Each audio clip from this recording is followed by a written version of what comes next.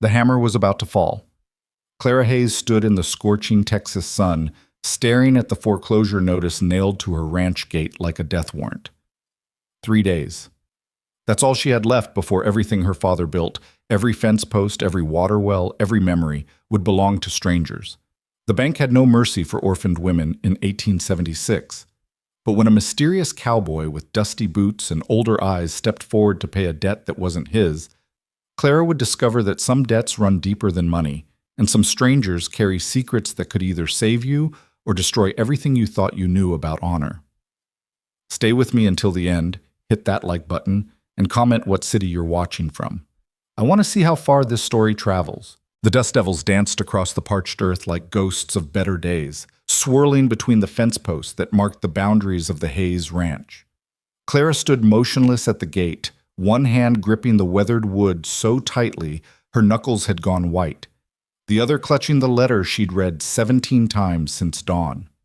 The paper trembled in her fingers, not from the hot wind that swept across the Texas plain, but from the rage and terror warring inside her chest. Notice of foreclosure and sale. 4 words. That's all it took to condemn 3 generations of blood, sweat, and dreams. She'd found it nailed to the gate that morning, the hammer marks still fresh in the wood like wounds. Thomas Garrett, the bank manager from San Angelo, hadn't even had the decency to deliver it in person. Just sent his clerk before sunrise to post it like she was some common debtor who'd gambled away her fortune on cards and whiskey. Clara's jaw tightened. Her father had built this ranch from nothing, cleared the land himself, dug the wells with his own hands, strung every mile of fence wire while his fingers bled. James Hayes had been a hard man, stern and often silent, but he'd never asked for anything he didn't earn. He'd taught Clara to rope and brand before she could properly read, to shoot straight before she could bake bread, to value land above gold because land was honest and gold made men liars. And now the land was slipping through her fingers like water through a sieve. 3 days, she whispered to the empty yard. 3 goddamn days. Behind her, the ranch house sat quiet in the morning heat. It was a modest structure, 2 rooms downstairs, a sleeping loft above, and a covered porch where her father used to sit after supper, smoking his pipe and staring at the horizon as if watching for something that never came. The paint had long since peeled away, leaving the wood bare and gray, but the structure was sound. Her father had built it to last 100 years. Now it would be sold at auction in 72 hours. Clara folded the notice carefully, creasing each edge with deliberate precision, then tucked it into the pocket of her split riding skirt. She wouldn't cry. Crying was for women who had the luxury of comfort, of family, of choices. She had none of those things. Her father had been dead 4 months. Pneumonia had taken him quickly, his lungs filling with fluid until he drowned in his own bed while Clara held his hand and felt utterly helpless. He tried to speak at the end, his lips forming words his failing breath couldn't carry, but she'd understood anyway. Hold the land, no matter what. She'd tried. Heaven knew she'd tried. But the drought had come hard that year, turning the grassland to dust and the creek to a memory. The cattle had grown thin, their ribs showing through their hides like the bars of a cage. She'd sold half the herd just to buy feed for the rest, then sold more to pay the hands their wages before letting them go. By spring, she'd been alone on the ranch with 20 head of cattle that weren't worth the brands they carried and a mortgage payment she couldn't make. The bank had been patient at first. Mr. Garrett had tipped his hat and called her Miss Hayes and told her he understood her difficult circumstances. He'd extended the payment deadline once, then twice, but patience had limits, and apparently Clara had exceeded them. Now the notice was posted. The auction was scheduled, and in 3 days, the Hayes Ranch would cease to exist. Clara turned away from the gate and walked toward the barn, her boots raising small clouds of dust with each step. The morning sun was already fierce, promising another brutal day. The sky stretched overhead, cloudless and indifferent, that particular shade of blue that seemed to mock anyone desperate enough to pray for rain. Inside the barn, the air was thick and still. 2 horses remained in the stalls. Pepper, her father's old gelding, and Bess, the mare Clara had raised from a foal. Both animals were thin, their coats dull despite her efforts to keep them groomed and fed. She'd have to sell them too before the auction, At least that way she could control where they went, make sure they ended up with someone who'd treat them decent. The thought made her stomach clench. "I'm sorry, girl," she murmured, running her hand along Bess's neck. The mare nickered softly, pressing her nose against Clara's shoulder. "I tried. I really tried." Bess didn't answer, of course, but her dark eyes seemed to understand anyway. In that way animals sometimes did. Clara leaned her forehead against the horse's warm shoulder and closed her eyes, allowing herself one moment of weakness, one brief second where she didn't have to be strong. Then she straightened, brushed the dust from her shirt, and got to work. The ride into San Angelo took 2 hours.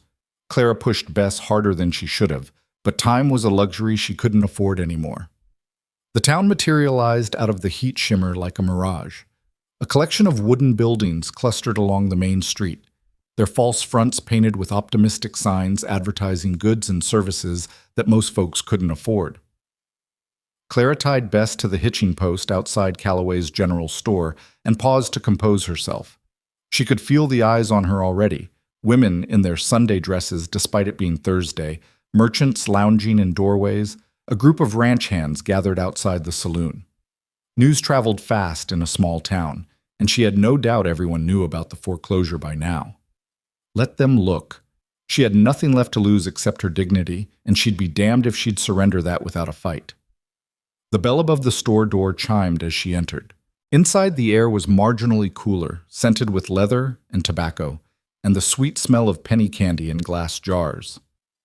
Horace Calloway stood behind the counter, his spectacles perched on his bulbous nose, his apron stained with what looked like molasses.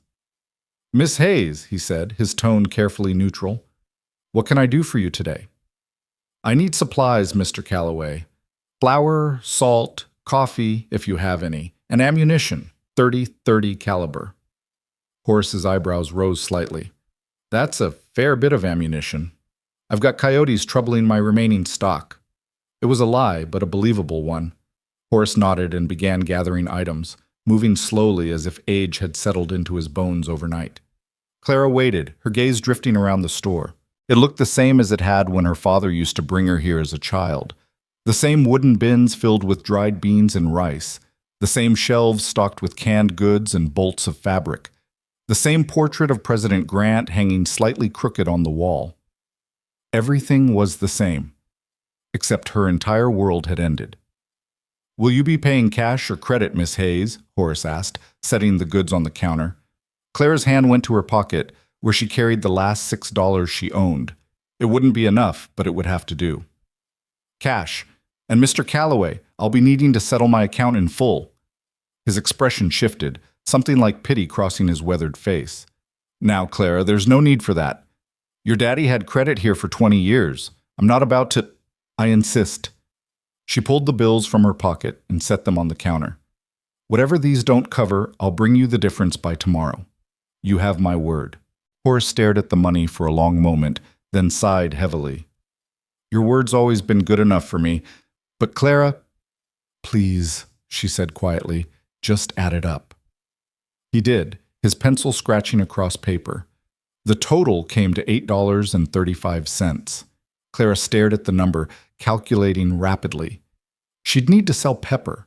The old gelding would fetch maybe $10 from a rancher who needed a steady horse for work. It would cover the store debt with a little left over. "I'll have the rest to you tomorrow," she said. "There's no rush, truly." "Tomorrow, Mr. Calloway." He nodded, understanding that this wasn't about money anymore. It was about honor, about leaving this town with her head held high, even if she left with nothing else. He began wrapping her purchases in brown paper, his movements slow and deliberate. The bell above the door chimed again. Clara didn't turn around, but she felt the presence of whoever had entered, a shifting in the air, a subtle change in the atmosphere of the store. Horace glanced up, his eyes widening slightly. "Help you, sir?" he called out. "Just looking. Thanks." The voice was male, deep and rough like gravel under wagon wheels. There was something familiar about it, though Clara couldn't place it. A memory from childhood, perhaps, or a dream half remembered. She gathered her packages, keeping her back to the newcomer. The less interaction, the better. She was done being the subject of small-town gossip, done with the pitying glances and the carefully worded condolences that really meant, "I'm glad it's you and not me." "Miss Hayes." The voice was directly behind her now. Clara turned slowly, her arms full of parcels, and found herself facing a man she didn't recognize and yet somehow knew. He was tall, well over 6 feet, with broad shoulders and the lean, weathered look of someone who'd spent his entire life outdoors. His face was all hard angles and sun-darkened skin, a scar running through his left eyebrow, gray eyes that seemed to see more than they should. He wore a dusty black hat, a faded denim shirt with the sleeves rolled to his elbows, and a gun belt that sat low on his hips in the way of men who knew how to use what they carried. But it was his eyes that caught her. They were studying her with an intensity that made her skin prickle. Not with fear exactly, but with recognition, like he knew her, like he'd been looking for her.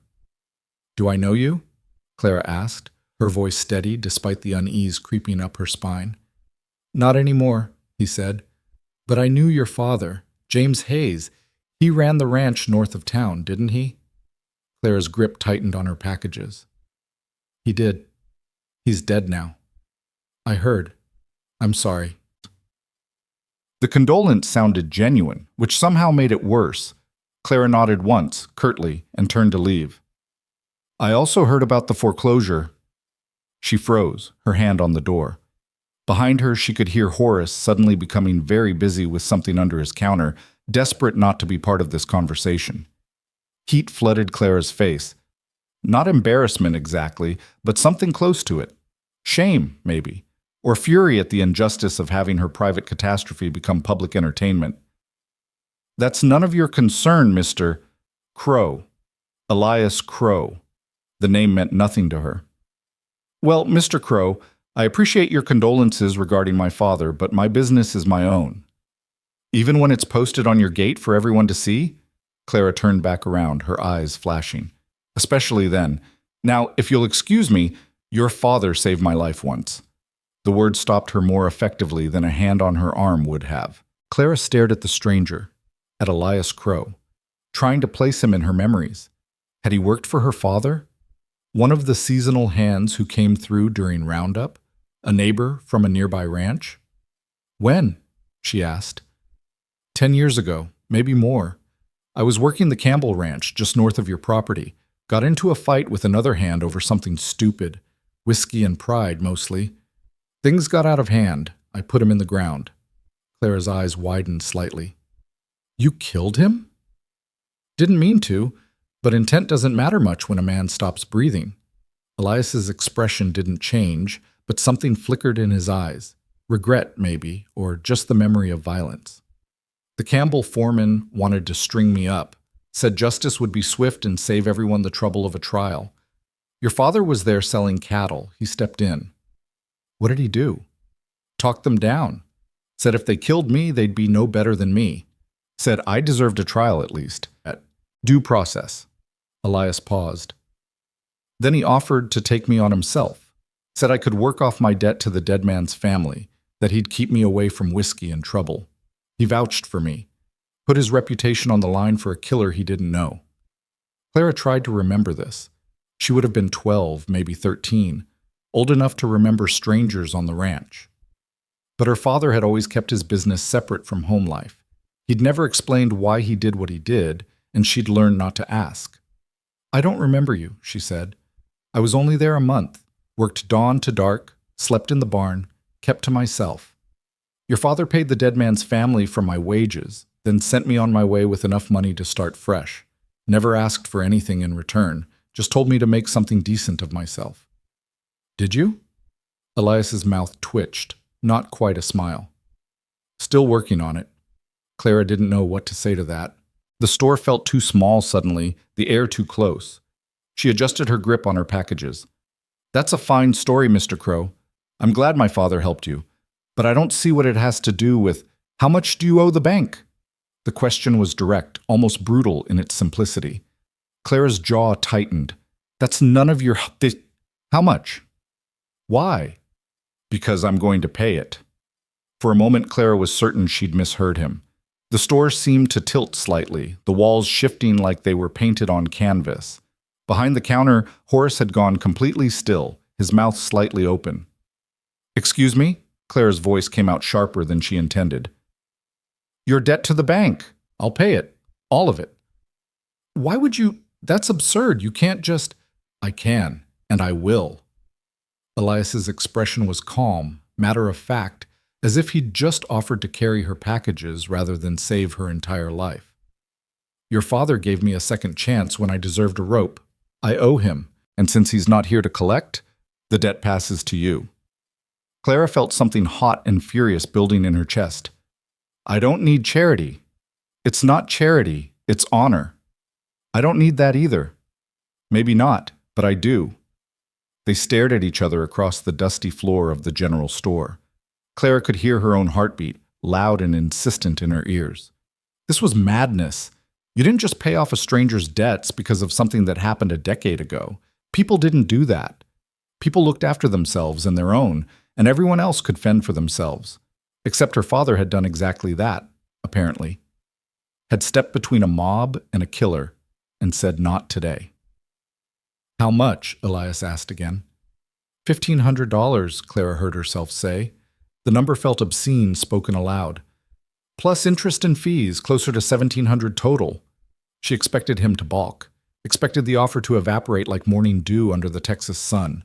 $1,700 was more money than most folks saw in 5 years. It was an impossible sum, a mountain of debt that had buried her completely. Elias just nodded. When's the auction? 3 days, Saturday at noon. I'll have the money to the bank by end of business tomorrow. Clara's packages slipped from her grip. They hit the floor with a soft thud, flour and salt and coffee scattering across the boards. She didn't notice. She was staring at Elias Crow like he'd just sprouted wings and announced he could fly. You can't, she whispered. Nobody has that kind of money. I do. How? Does it matter? Yes! The word came out louder than she intended. Yes, it matters. You don't just... You can't. What do you want from me? Nothing. Everyone wants something? Not me. Elias knelt down and began gathering her fallen purchases, his movements unhurried. Your father wanted nothing from me except that I try to be better. I'm extending the same courtesy to you. Clara's mind was racing, trying to find the trap, the angle, the hidden price. Men didn't do things for nothing. There was always a cost, always something expected in return. Marriage, maybe? Her hand in exchange for her land? Or perhaps he wanted the ranch itself, a legal claim to the property once the debt was cleared. I won't marry you, she blurted out. Elias looked up from the floor, genuine surprise crossing his face. Then he did smile, just a slight curve at the corner of his mouth, but unmistakable. Wasn't aware I'd asked. I won't sign over the deed either. If you think you can buy the ranch out from under me, the ranch is yours. I'm just clearing the debt. What you do with it after is your business. Then what's the catch? No catch. There's always a catch. Elias stood, holding her packages. He was close enough that she could see the flecks of green in his gray eyes, the lines around his mouth that spoke of hard years and harder choices. Your father once told me that the world worked better when people helped each other without keeping score. That honor wasn't about what you got back, but about what you were willing to give. I didn't believe him then. He paused. I'd like to believe him now. Clara realized she was trembling, not from fear, but from something else entirely. Hope, maybe, or the terrifying possibility that someone might actually help her without destroying her in the process. It felt dangerous, like standing at the edge of a cliff and being told the fall wouldn't kill her. I don't understand, she said quietly. You don't have to. Just accept it. Clara's throat closed. She couldn't remember the last time someone had offered her something that didn't come with strings attached.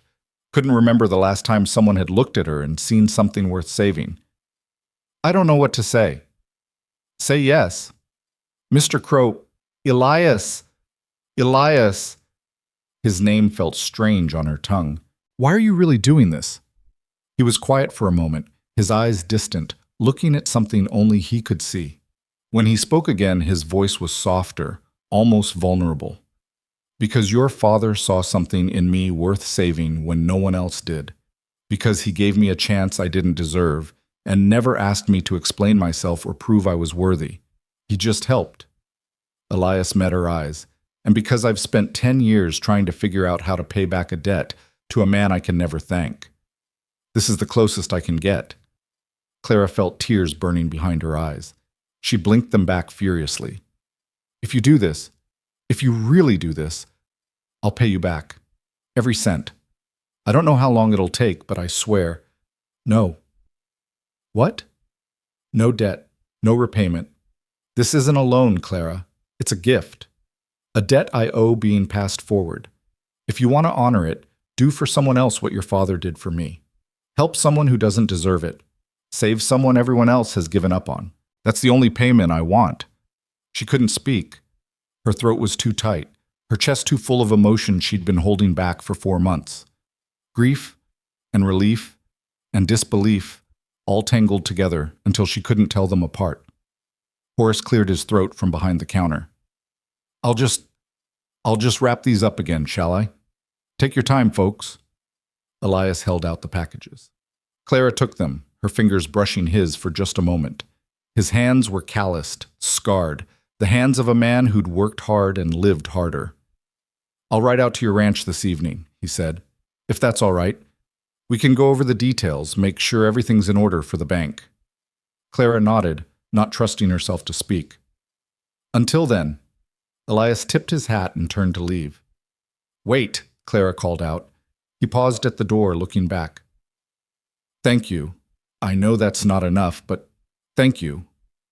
It's enough, Elias said quietly. Then he was gone, the door swinging shut behind him, the bell chiming once like a benediction. Clara stood frozen in the middle of the store, her arms full of packages, her mind reeling. Horace came around the counter, his expression a mixture of wonder and concern. Did that just happen? Clara asked. Appears so. I don't understand it.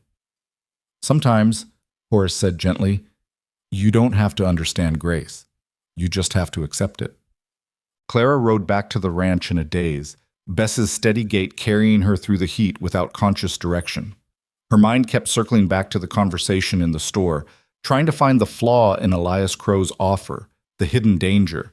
But no matter how many times she examined his words, she couldn't find the trap.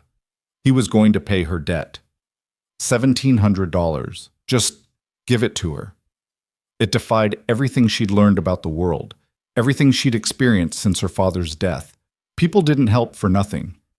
There was always a price, always an expectation, and yet Elias had looked her in the eye and said no debt, no repayment, and she'd believed him. Maybe she was a fool. Maybe she'd wake up tomorrow to find it had all been a cruel joke or a misunderstanding. Maybe Elias Crow would disappear into the same heat shimmer he'd emerged from, and she'd be right back where she started, broke, alone, and 3 days from losing everything. But maybe, just maybe, her father had planted a seed 10 years ago, and now it was finally bearing fruit. The ranch came into view as the sun began its descent toward the horizon. The house looked small and shabby in the golden light, the barn leaning slightly to one side, the corral fence in desperate need of repair. It wasn't much, but it was hers, her father's legacy, her mother's grave, her childhood and her future all wrapped up in this patch of dust and dreams.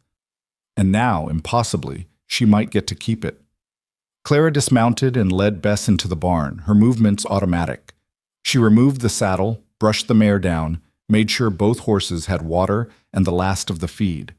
Then she walked to the house and climbed the porch steps slowly, each one creaking under her weight.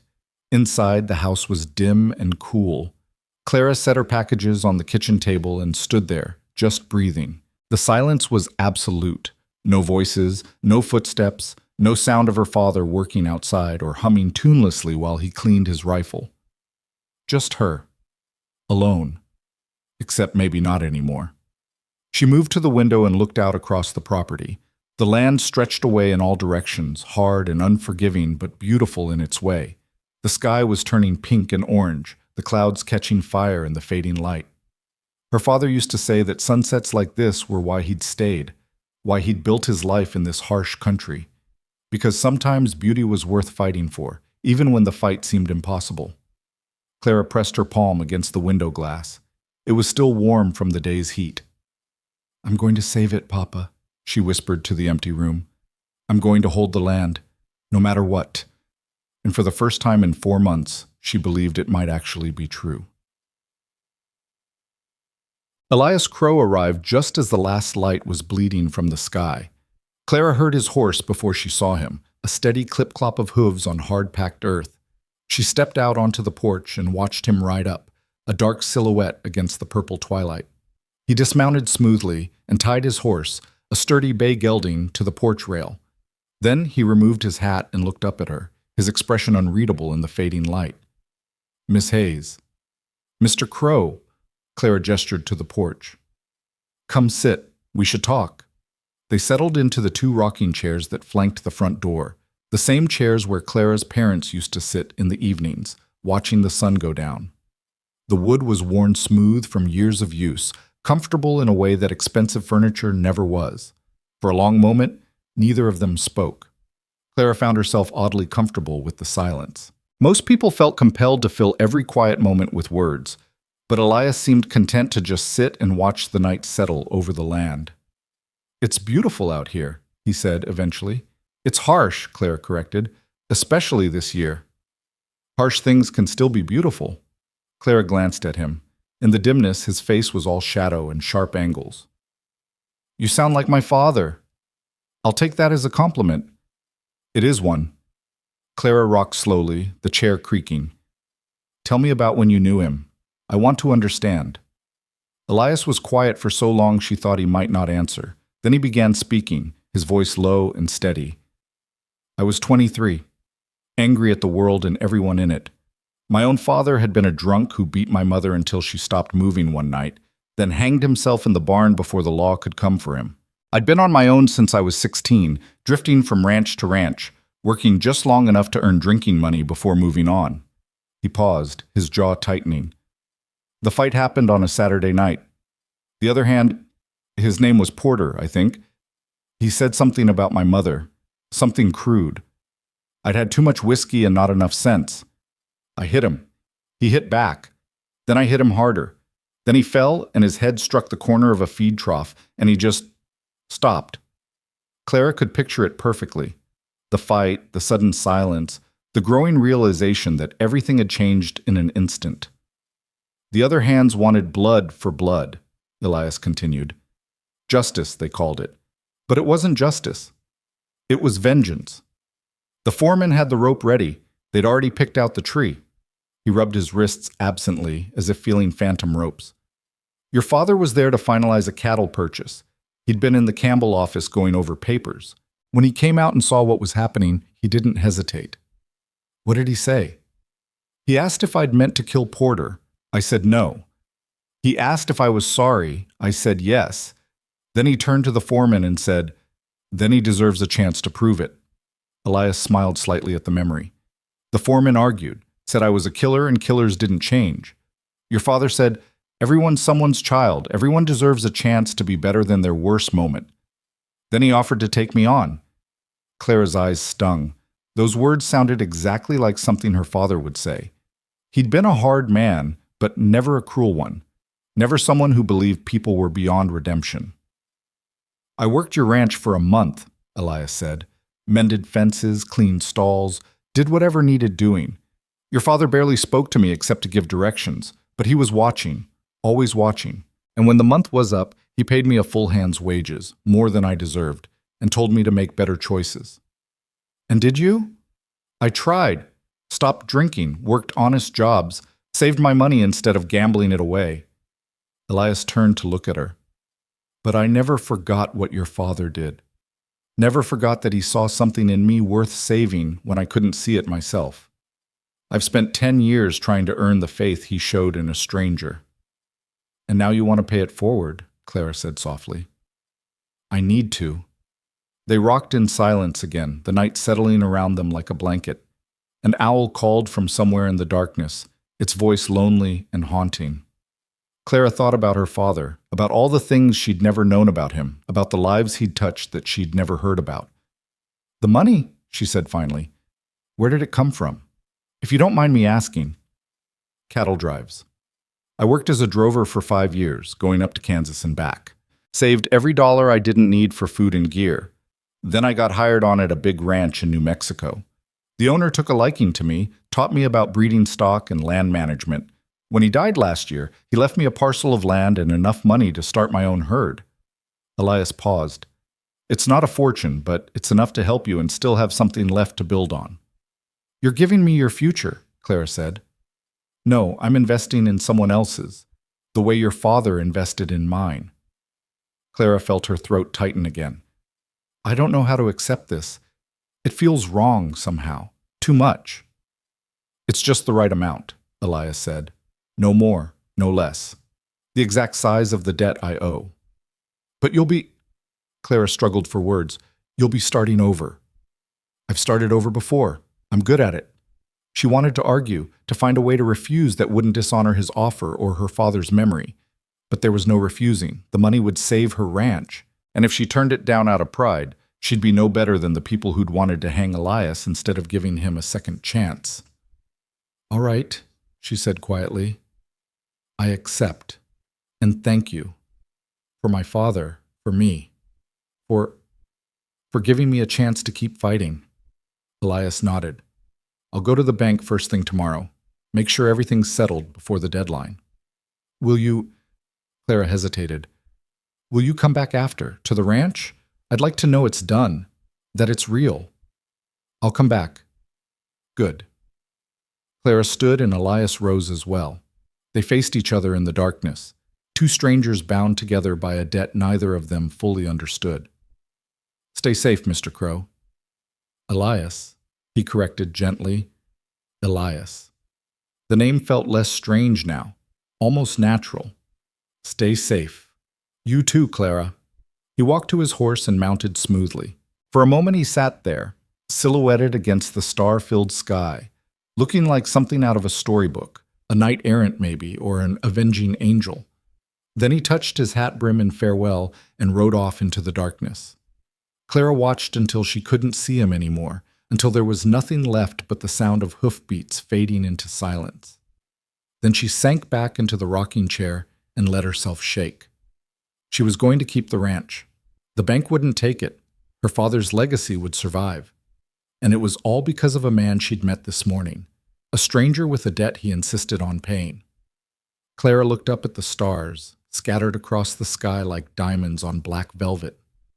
Somewhere up there, she imagined her father was watching, maybe smiling, maybe just nodding in that quiet way of his that meant you're doing all right, girl. You're doing just fine. Thank you, Papa, she whispered, for being the kind of man who saved strangers, for teaching me to fight, for giving me something worth fighting for. The knight didn't answer, but somehow Clara felt less alone than she had in months. She sat there until the stars wheeled overhead and the moon rose, casting silver light across her land, her future, her second chance. Then she went inside, lit a lamp, and began planning what came next. The ranch would need work. The fences needed mending. The barn needed shoring up. The cattle needed better grazing. It would take time and effort and every ounce of strength she had. But she had time now. She had a future. And tomorrow, when Elias Crow paid her debt to the bank, she'd have hope. It was enough. More than enough. It was everything. Clara didn't sleep that night. She lay in her narrow bed in the loft, staring at the ceiling beams her father had hewn from trees he'd cut himself, and tried to convince herself that the events of the day had actually happened. That Elias Crow was real, that his offer was genuine, that tomorrow morning he would walk into the San Angelo bank and pay a debt that would save everything she had left in the world. Every time she closed her eyes, doubt crept in. What if he changed his mind? What if the money didn't exist? What if this was some elaborate cruelty, a way to give her hope just so someone could watch it shatter? But then she remembered his eyes, gray and steady and honest in a way that couldn't be faked. She remembered the way he'd spoken about her father with a reverence that came from genuine gratitude, not manipulation.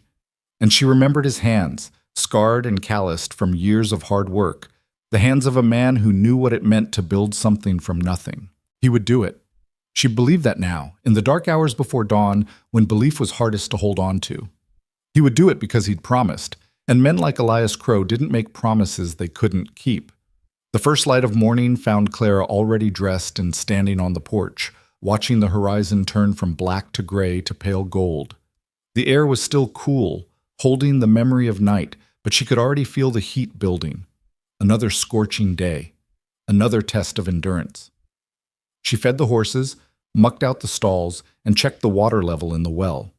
The routine task grounded her, gave her hands something to do while her mind raced ahead to San Angelo, to the bank, to the moment when everything would either be saved or finally, irrevocably lost. By mid-morning, she couldn't stand the waiting anymore. Clara saddled Bess and rode toward town, telling herself she was going to check on something at the general store, knowing she was really going to see if Elias Crow was a man of his word. The ride felt longer than it had yesterday. Every mile stretched out, every minute crawled by. Bess sensed her agitation and tossed her head nervously, but Clara kept the mare at a steady pace, refusing to let her desperation show even to a horse. San Angelo appeared through the heat shimmer, and Clara's heart began to hammer against her ribs. She tied Bess to the hitching post outside the bank and stood there for a moment, gathering her courage. The building was imposing, 2 stories of red brick with white columns flanking the entrance, as if Thomas Garrett wanted everyone to know that money meant power and power meant architecture that made regular folks feel small. Clara climbed the steps and pushed through the heavy door. Inside, the air was noticeably cooler. The bank smelled of leather and paper and furniture polish, everything clean and ordered and proper. Thomas Garrett sat behind a massive oak desk at the far end of the room, his thinning hair slicked back with pomade, his suit pressed and perfect. He looked up as Clara entered, and something flickered across his face, surprise perhaps, or disappointment that she hadn't simply disappeared and made his job easier. But it was the man standing in front of Garrett's desk who captured Clara's attention. Elias Crow stood with his back to the door, his hat in his hands, his shoulders set in a way that suggested he was prepared for a fight if necessary. "Miss Hayes," Garrett said, rising from his chair with false courtesy. What an unexpected pleasure. Clara's eyes remained fixed on Elias. He turned slowly, and when their gazes met, she saw confirmation in his expression. He'd done it, or was doing it. The money was here. "Mr. Garrett," Clara said, finding her voice. "I didn't mean to interrupt." "You're not interrupting," Elias said quietly. "We were just finishing." Garrett's smile was tight, his displeasure barely concealed. He gestured to a stack of papers on his desk. "Mr. Crow has indeed settled your account in full, Miss Hayes. The foreclosure has been canceled. The notice will be removed from your property this afternoon." Clara felt her knees go weak. She reached for the back of a nearby chair to steady herself. "In full?" "Every cent," Elias confirmed, "plus the fees and interest." "I see." Clara's voice came from somewhere far away. That's very generous." Garrett cleared his throat. "While this is certainly good news for you, Miss Hayes, I must say I find the circumstances somewhat irregular. Mr. Crow's relationship to you and your property is, shall we say, unclear." "My relationship is none of your concern," Elias said, his tone pleasant but with an edge underneath. "The debt is paid. That's all that matters." "Nevertheless, I feel compelled to ask Miss Hayes directly if this arrangement is one she entered into willingly." Garrett turned to Clara, his eyebrows raised in a parody of concern. "Are you quite certain you understand what you're agreeing to?" The implication was clear, that Clara was too simple or desperate to recognize a trap when she saw one. Heat flooded her face, but she kept her voice level. "I understand perfectly, Mr. Garrett. Mr. Crow has done me a great service out of respect for my late father. There are no conditions, no expectations, and no agreements beyond the satisfaction of a debt of honor." "A debt of honor," Garrett repeated, skepticism dripping from every word. "How quaint." "How decent," Clara corrected. "Something you might understand if you possessed the capacity." Garrett's face flushed dark red. Elias made a sound that might have been a suppressed laugh. Clara didn't care. She was tired of men like Garrett treating her like a child or an idiot or something to be managed and controlled. "The papers, please," she said, extending her hand. "I assume I need to sign something." Garrett shuffled through the documents with sharp, angry movements. "These acknowledge receipt of payment and cancellation of the foreclosure. Sign here, here, and here." He jabbed his finger at 3 different spots. Clara took the pen he offered and signed her name 3 times. Clara Elizabeth Hayes, the same signature she'd watched her father make on documents throughout her childhood. Each stroke of the pen felt like reclaiming something that had been stolen from her. When she finished, Garrett snatched the papers back and filed them away with unnecessary force. "You should know, Miss Hayes, that the bank will be watching your property closely. Any future difficulties with payments won't happen," Clara said firmly. "You have my word." The word of a woman alone on a failing ranch.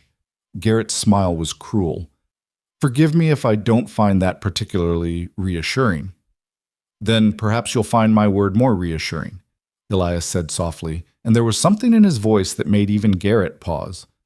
"I'll be staying on at the Hayes Ranch for the foreseeable future, helping with repairs and operations, so Miss Hayes won't be alone and the ranch won't be failing." Clara's head snapped around to stare at Elias. This wasn't part of the agreement. This wasn't what they'd discussed. He'd paid the debt, fulfilled his obligation to her father's memory. He didn't need to do anything more. But Elias wasn't looking at her. He was watching Garrett with those steady gray eyes, daring the banker to challenge him. "I see," Garrett said slowly. "And what is your interest in the property, Mr. Crow?" "My interest is in making sure it succeeds, nothing more." "How noble." The sarcasm was thick. "Well then, I suppose there's nothing more to discuss. Good day to you both." It was a dismissal and not a polite one. Clara turned and walked toward the door, her spine straight, her head high.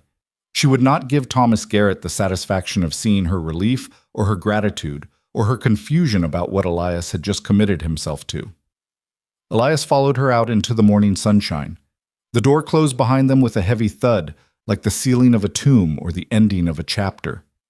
Clara stood on the bank steps, blinking in the bright light, trying to process what had just happened. "You're staying?" The words came out before she could stop them. "If you'll have me." "But you don't need to. You've already—" "I know what I've done," Elias said. "And I know what I'm offering now. 2 different things." Clara descended the steps and moved to where Bess was tied, needing something to do with her hands. She stroked the mare's neck, her mind spinning. Why? Because that ranch needs more than just money to survive. It needs work, hard work, the kind that takes months, not days. "I can hire hands." "With what?" "The debt's paid, but you're not exactly flush with cash for wages." He was right, and Clara hated that he was right. "So what are you proposing? That you work for free?" "I'm proposing I work for room and board until the ranch is back on its feet. Once you're profitable again, we can discuss wages. Until then, consider it part of the debt I owe your father." Clara turned to face him fully. "You don't owe anything more. You've paid enough." "That's not how I see it." "Then how do you see it?" Elias was quiet for a moment, his eyes distant. When he spoke, his voice was soft but certain. "Your father didn't just give me money or a job. He gave me purpose, a reason to be better. I've spent 10 years working other people's land, building other people's dreams. Maybe it's time I helped build something that matters. And my ranch matters? Your ranch is your father's legacy. That makes it matter more than most things in this world." Clara wanted to argue, wanted to tell him she didn't need help, didn't need anyone, could handle everything herself the way she'd been handling it for 4 months. But the words wouldn't come because they weren't true. She couldn't do it alone. The evidence was in the foreclosure notice that had been nailed to her gate, in the debt she couldn't pay, in the night she'd lain awake trying to figure out how to save something that was already slipping away. "Room and board," she said finally. "But you sleep in the barn. I won't have people talking." "Agreed. And we split the work evenly. I won't be treated like I'm helpless. Wouldn't dream of it. And if I tell you to leave, you leave. No arguments." Elias extended his hand. "You have my word." Clara looked at his outstretched hand, calloused, scarred, steady. Then she took it. His grip was firm but not crushing, warm despite the morning heat. They shook once, a bargain sealed in the old way, with nothing but trust and intention. "When do you want to start?" Clara asked. "How about now?" They rode back to the ranch together, their horses side by side on the dusty road. Clara found herself acutely aware of Elias's presence, the way he sat his horse with easy confidence, the way his eyes constantly scanned the horizon, alert for danger or opportunity. He was quiet, but it wasn't an uncomfortable silence. It was the silence of someone comfortable with himself and the world around him. "Tell me about the ranch," Elias said after a while. "What needs the most attention?" Clara considered. "Everything, honestly. But the well is getting low. If we lose water, we lose everything. The fences are falling apart in 3 sections along the north pasture. The barn roof leaks. The cattle need better grazing, but I've been afraid to move them too far from the house because I couldn't watch them properly alone. So we start with the well. Make sure the water's secure, then fences, then barn, then we worry about the herd." You make it sound simple. It's not simple, but it's doable. One task at a time, one day at a time. Clara glanced at him. "You sound like you've done this before." "Rebuilt struggling ranches? Once or twice. Turns out a lot of people are one bad season away from losing everything. I've helped where I could." "And then moved on?" "Usually." Elias paused. "This feels different, though." "Why?" "Because this time it's personal. This time I'm not just helping a stranger, I'm honoring someone who changed my life." Clara didn't know what to say to that, so she said nothing. They rode in silence until the ranch came into view, small and shabby in the harsh midday light, but still standing, still hers. "It's not much," she said, suddenly self-conscious. "It's more than I had at your age," Elias replied. "And more than most folks will ever have. Land is everything out here. You're richer than you know." They dismounted and led the horses to the barn. Clara showed Elias where he could stable his gelding, where the tack was stored, how the water system worked. He listened carefully, asked intelligent questions, and never once made her feel like he was taking over or diminishing her authority. It was a strange feeling, having someone to share the burden with. Strange, but not unwelcome. "I'll get my bedroll from my saddlebag," Elias said. "Set up in the back corner there, if that's all right." "It's fine. There's a stove in the tack room if you need to heat anything, and I'll bring supper out around sunset." "You don't have to do that." "Room and board," Clara reminded him. "That was the agreement. You work, I feed you." Elias smiled slightly. "Fair enough." Clara left him to settle in and walk to the house, her mind still reeling from the events of the morning. The ranch was saved. The debt was paid. And now she had help, real help, from someone who knew what he was doing and didn't expect anything in return except a chance to make good on a promise.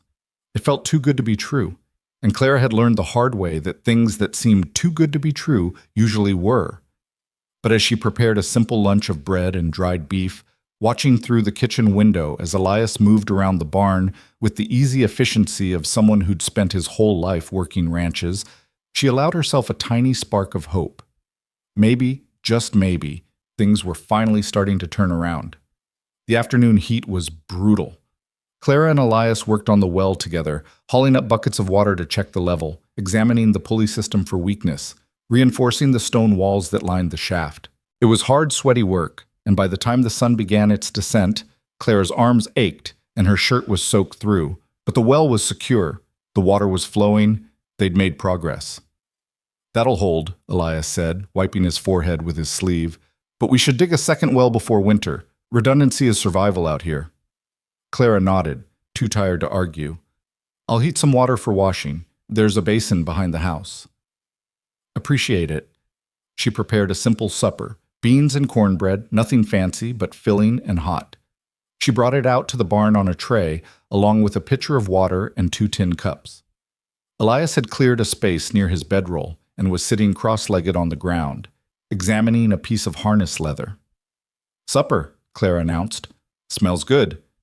They ate in the comfortable silence that had characterized most of their day.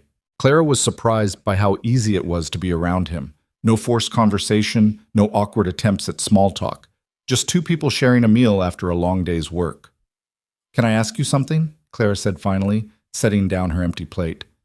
"Sure." "Why haven't you settled down somewhere? You're not young anymore. Most men your age have families, property, roots." Elias was quiet for a long moment. "I've never felt like I deserved those things. After what I did, killing that man, I figured the best I could hope for was to work hard and stay out of trouble. Building a life, having a family. That seemed like more than someone like me should ask for. That's a lonely way to live. It is, he admitted, but it seemed like the right punishment.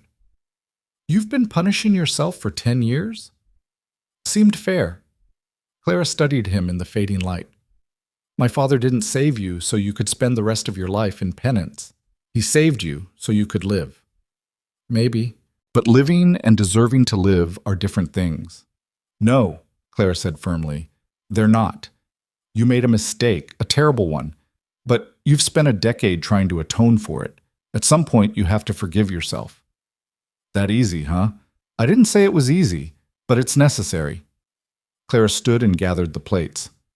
My father believed in second chances. But second chances don't mean anything if you spend them punishing yourself for needing them in the first place. She left before Elias could respond, walking back to the house with the dishes. She could feel his eyes on her back, but she didn't turn around. Some truths needed space to settle, and she'd said what needed saying. Inside, Clara washed the dishes and changed into her nightdress, then climbed to the loft. But sleep wouldn't come. She lay in the darkness, listening to the night sounds, crickets chirping, somewhere an owl calling, the soft movement of the horses in the barn. And she thought about Elias Crow, sleeping alone in that barn, carrying a burden of guilt that should have been set down years ago.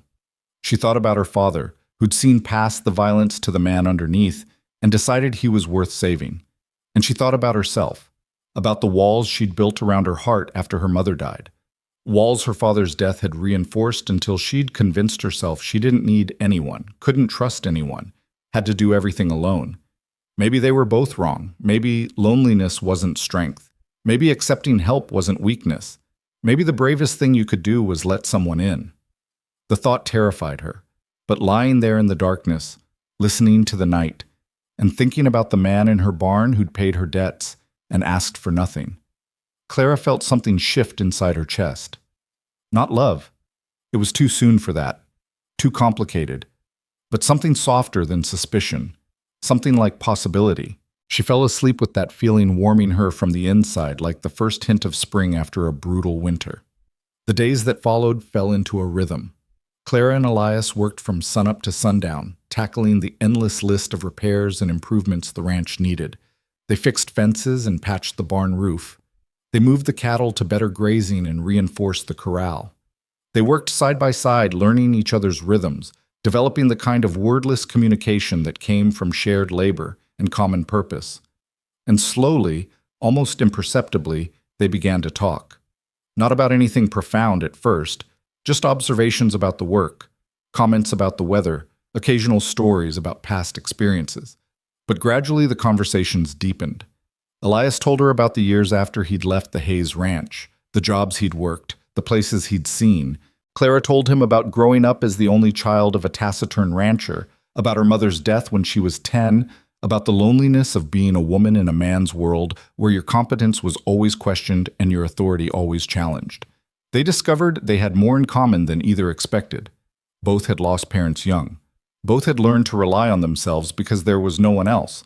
Both carried scars, his visible on his hands and face, hers invisible but just as real. One evening, almost a week after Elias had paid the debt, Clara brought supper out to the barn as usual. But instead of eating and leaving, she sat down across from him and said, "Tell me about the fight. The one that killed that man." Elias's hand stilled on his plate. "Why do you want to know?" "Because you've been carrying it alone for 10 years. Maybe it's time you shared the weight." He was quiet for so long Clara thought he wouldn't answer. Then he set down his fork and began to speak. His name was Robert Porter. He was 26, married, had a baby daughter. He was a good hand, better than me, honestly. But he had a mean streak when he drank, liked to find people's weak spots and press until something broke. Elias's voice was flat, emotionless, but Clara could hear the pain underneath. That night, he decided my weak spot was my mother. Started talking about her, saying things I won't repeat. Ugly things, true things mostly, but ugly. "And you snapped." "I did. Hit him before I even thought about it. And once I started, I couldn't stop. Years of anger just erupted. Anger at my father for what he'd done to her. Anger at myself for not being able to protect her. Anger at the whole damn world for being so cruel. Elias looked down at his hands. By the time I came back to myself, Porter was on the ground, and the other hands were pulling me off. His skull was cracked. He died before morning. Clara's throat tightened. And his wife? His daughter? Your father made sure they were taken care of, gave them money out of my wages, and then some. I don't know what happened to them after. I hope they're all right. I hope the daughter doesn't remember her father. I hope she grew up happy.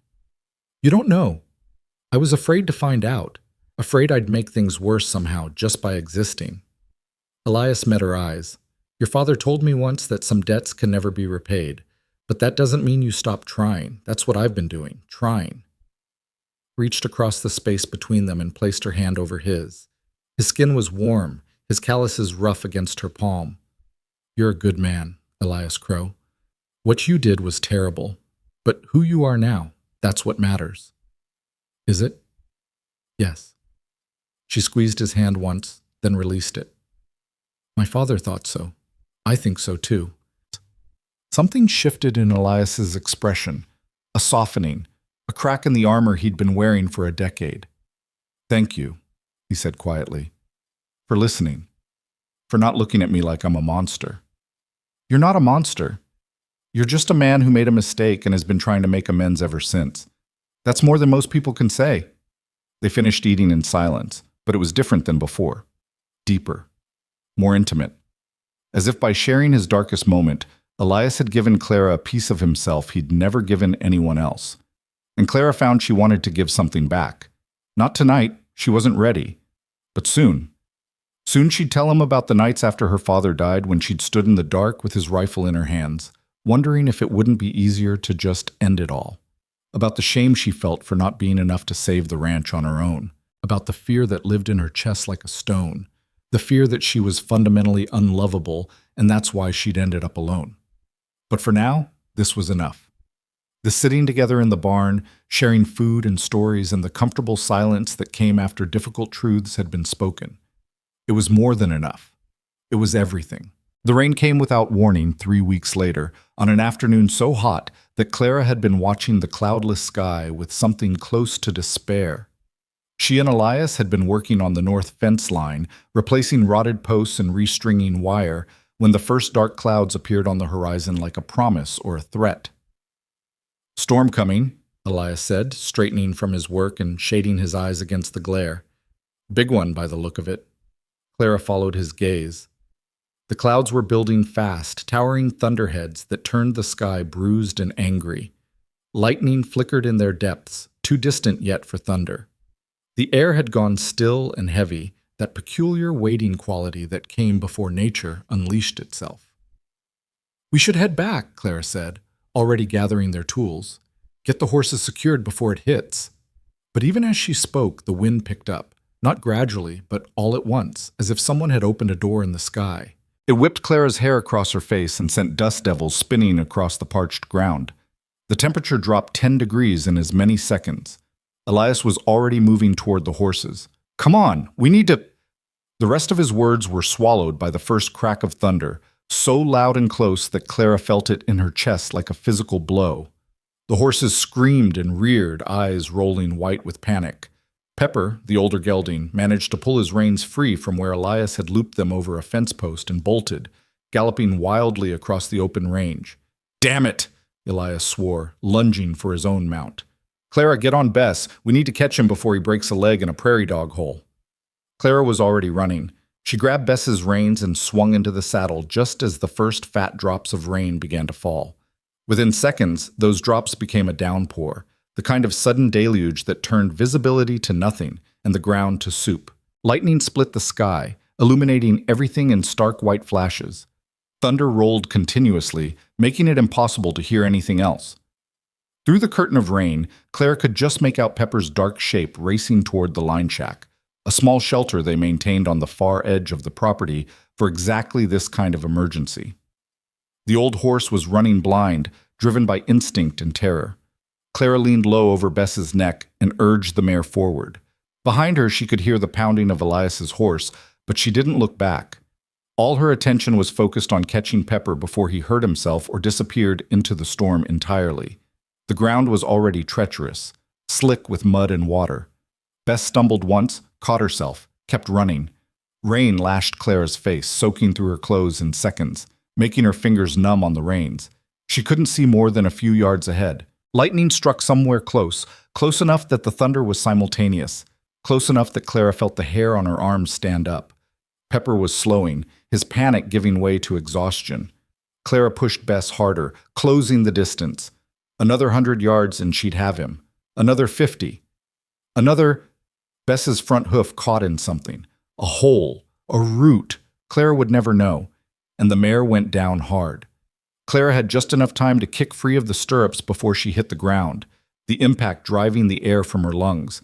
She rolled instinctively the way her father had taught her years ago, and came up on her hands and knees in the mud. Pain exploded through her left ankle. Sharp, vicious, unmistakable. She tried to stand and her leg buckled, sending her back down with a cry she couldn't hold back. "Clara!" Elias was there, off his horse, and kneeling beside her in the mud and rain. "Are you hurt?" "My ankle," she gasped. "I think it's broken." Elias's hands moved over her leg, gentle but efficient, checking for damage. When he touched the ankle, Clara couldn't suppress a sharp hiss of pain. "Not broken," he said, "but badly sprained. You can't walk on it." "Bess!" Clara looked around frantically. The mare was on her feet but limping badly, favoring her right foreleg. "Is she—" "She'll be fine. Just bruised." Elias was already scanning the landscape, what little they could see through the storm. Lightning flashed again, and in that moment of illumination, Clara saw the line shack, perhaps a quarter-mile away. "Can you ride?" "I think so. We need to get to the shack. The storm's only getting worse, and you need to get that ankle elevated and wrapped." He moved to help her up, and Clara gritted her teeth against the pain as she tried to put weight on her injured foot. It was impossible. Her ankle simply wouldn't hold her. Elias didn't hesitate. He scooped her up in his arms as if she weighed nothing, carrying her to his horse. The gelding was nervous, dancing sideways, but Elias spoke to him in low, soothing tones until the animal steadied. Then he lifted Clara into the saddle and swung up behind her, gathering the reins in one hand while his other arm wrapped around her waist, holding her secure against his chest. "What about Bess?" Clara asked. "And Pepper?" "They'll follow or they won't. Right now, keeping you safe is more important." Clara wanted to argue, but another crack of thunder drowned out any protest. Elias urged his horse toward the line shack, moving as fast as he dared in the treacherous conditions. Clara could feel the tension in his body, the way his arm tightened around her each time lightning struck, the steady rhythm of his breathing against her back. Despite the pain and the fear and the absolute fury of the storm, she felt safe pressed against him like this, sheltered by his body from the worst of the wind and rain. The ride to the shack felt endless and impossibly brief all at once. By the time they reached it, Clara was shaking from cold, from shock, from the adrenaline slowly draining from her system. Elias dismounted and pulled her down carefully, then kicked open the door of the shack and carried her inside. The interior was small and spare, a single room with a potbelly stove, a narrow cot, a table and chair, and shelves stocked with emergency supplies. It smelled of dust and old smoke, and the particular mustiness of a place that went long periods unused. But it was dry, and it was shelter, and right now that was everything. Elias deposited Clara gently on the cot, then went back outside. Through the open door, Clara could see him leading his horse to the small lean-to attached to the shack. A moment later, Bess limped into view, followed by Pepper. All three horses were soaked and spooked, but alive and relatively unharmed. Elias got them under cover, unsaddled them quickly, then returned to the shack and shut the door against the storm. For a moment, they just stood there, or in Clara's case, sat, dripping water onto the floor, breathing hard, listening to the rain hammer against the roof and the thunder roll across the sky. Lightning flashed through the single small window, turning everything stark and strange. "Let me see that ankle," Elias said finally. Clara extended her leg, wincing as even that small movement sent pain shooting up to her knee. Elias knelt and carefully removed her boot. She had to bite her lip to keep from crying out, then peeled away her sock. The ankle was already swelling, turning purple and angry. "Definitely sprained," Elias confirmed. "Bad one, too. You're going to be off that foot for at least a week, maybe 2. I don't have a week, Clara said. The ranch will survive without you hobbling around making things worse. His tone was firm but not unkind. I can handle the daily work. You focus on healing. He moved to the shelves and began rummaging through supplies. He found a basin, a clean cloth, and a length of bandage that looked like it had been there since the shack was built. Outside, the storm raged on with no sign of letting up. The temperature had dropped dramatically, and Clara realized she was shivering violently, her wet clothes clinging to her skin. Elias noticed. You need to get out of those wet things before you catch pneumonia. Clara's eyes widened. I don't have anything else to wear. There should be some old clothes in the chest over there. Previous owner left them. They'll be too big, but dry is more important than fit right now. He turned his back, busying himself with starting a fire in the stove. I won't look. Clara hesitated, then realized she didn't have much choice. Hypothermia was a real danger, and modesty seemed like a luxury she couldn't afford. Moving carefully to avoid jarring her ankle, she stripped off her soaked shirt and split skirt, draping them over the back of the chair. In the chest, she found a man's shirt that hung to her knees and a pair of woolen socks. It wasn't much, but it was dry and warm. Decent, she said quietly. Elias turned around, and something flickered across his face when he saw her. Surprise, maybe, or something else Clara couldn't quite identify. She was suddenly acutely aware of how she must look. Hair plastered to her head, wearing nothing but an oversized shirt, her bare legs exposed from mid-thigh down, except for the thick socks. Better? He asked, his voice rougher than usual. Warmer, at least. He nodded and went back to tending the fire. Soon warmth began to spread through the small space, driving back the chill. Elias hung her wet clothes near the stove to dry, then found a clean bowl and filled it with water from the rain barrel outside. He knelt beside the cot again and began gently cleaning the mud from her injured ankle. His touch was surprisingly tender for hands so calloused and scarred. Clara watched him work, noting the concentration on his face, the careful way he supported her foot to minimize pain. There was something intimate about the moment. The small room, the storm outside, the gentleness of his hands on her skin.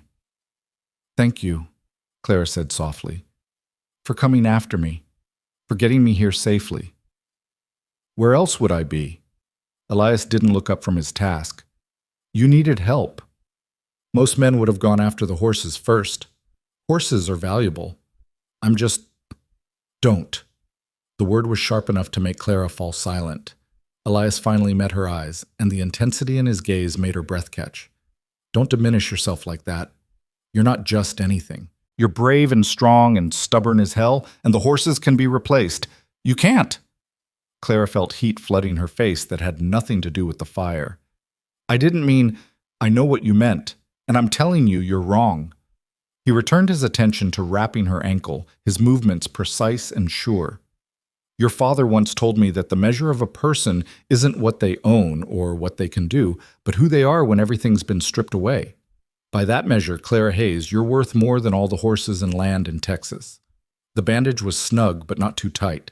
Elias tied it off with practiced efficiency, then stood and moved away, as if the moment of closeness had been too much. He busied himself checking the supplies, taking inventory of what they had. Clara watched him, her heart doing strange things in her chest. How long do you think we'll be stuck here? She asked, needing to break the tension. Hard to say. Could be hours. Could be until morning. Elias glanced at the window where rain still lashed against the glass. This is a big storm, the kind that settles in for a while. We don't have much food. We have enough. Dried beef, some hardtack, coffee if I can get it hot. We won't starve. He paused. You should rest. Lie back and try to keep that ankle elevated. Clara did as he suggested, propping her foot on a folded blanket Elias provided. The position was awkward, but it helped with the throbbing pain. Outside, the storm continued its assault, thunder rumbling like distant artillery.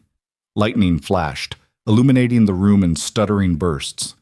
Elias sat in the chair by the table, as far from the cot as the small space allowed. He'd removed his own wet shirt and was wearing just his undershirt, which clung to his torso in a way that made Clara very aware of the breadth of his shoulders, the lean muscle of his arms. She looked away quickly, but not before he caught her staring. Sorry, she muttered. I didn't mean to. It's fine, he sounded amused. Not much privacy in a room this size. They fell into silence again, but it was different now, charged, heavy with things unspoken. Clara found herself thinking about the past 3 weeks, about how easily Elias had become part of her daily life, how she'd started looking forward to their evening conversations, to the way he made her laugh with dry observations about the chickens' personalities or the territorial disputes between the barn cats. How she'd started noticing little things, the way his eyes crinkled when he smiled, the rough gentleness of his hands, the quiet competence with which he approached every task. How she'd started to care about him in a way that went beyond gratitude or friendship. The realization should have terrified her. She'd spent so long alone, so long convinced she was better off without attachments, without vulnerability. But lying there in the flickering firelight, listening to the storm and watching Elias sit so carefully far away, Clara felt something crack open inside her chest. Something that had been locked tight since her father died, maybe longer. "Elias," she said quietly. He looked up. "Yeah? Why did you really stay, after you paid the debt? Why did you really offer to help with the ranch?" He was silent for a long moment, his expression unreadable in the dim light. When he spoke, his voice was low and honest. "At first, because I thought it was the right thing to do. Your father's legacy deserved more than just a cleared debt. It deserved to thrive. And now? Now?" Elias's jaw tightened. "Now it's more complicated." "How?"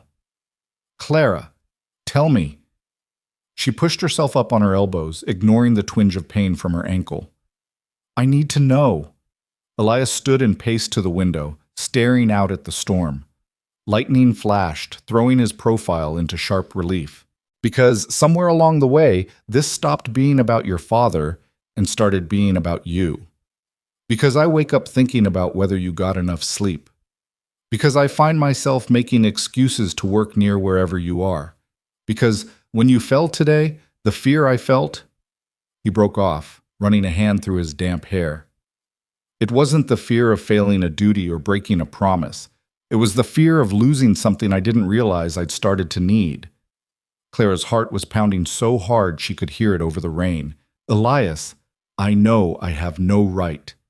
He turned to face her, and the vulnerability in his expression nearly undid her. "I'm nobody. A drifter with blood on his hands and nothing to offer except hard work and good intentions. You deserve better than someone like me. Don't I get to decide what I deserve? You should decide based on facts, not..." He gestured helplessly. "Not this. Not whatever's happening here." Clara swung her legs off the cot, setting her feet on the floor despite the pain it caused. "Then here are the facts. You paid a debt you didn't owe because you're a man of honor. You've worked yourself to exhaustion every day for 3 weeks to help save my ranch. You carried me through a storm and risked your life to make sure I was safe. And right now, you're standing over there trying to protect me from yourself because you think I can't handle making my own choices." She took a shaky breath. "Well, here's my choice, Elias Crow. I choose you."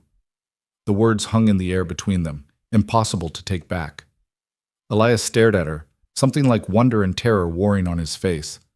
"Clara, you don't know what you're saying." "I know exactly what I'm saying. I'm saying I'm tired of being alone. I'm saying I'm tired of pretending I don't feel anything when you look at me. I'm saying that for the first time since my father died, I don't feel like I'm drowning." Tears were streaming down her face now, but she didn't care. "And I'm saying that if you walk away because you think you're not good enough, then you're a coward.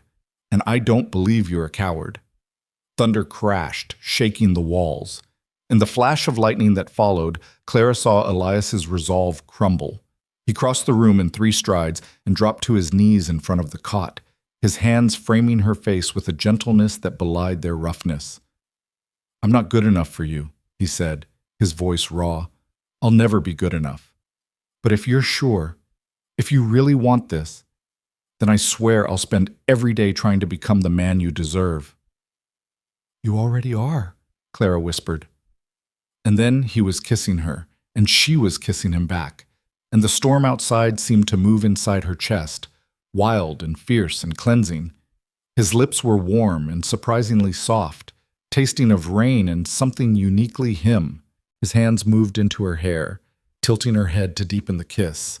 and Clara made a sound in the back of her throat that was half gasp, half surrender. When they finally broke apart, both breathing hard, Elias rested his forehead against hers. "This changes everything," he said. "I know. People will talk. About us. About what it means that I'm living on your property. Let them talk. Clara, I don't care what they say, Elias. I don't care what anyone thinks except you and me. We know the truth. That's all that matters." He pulled back enough to look at her properly, his gray eyes searching her face.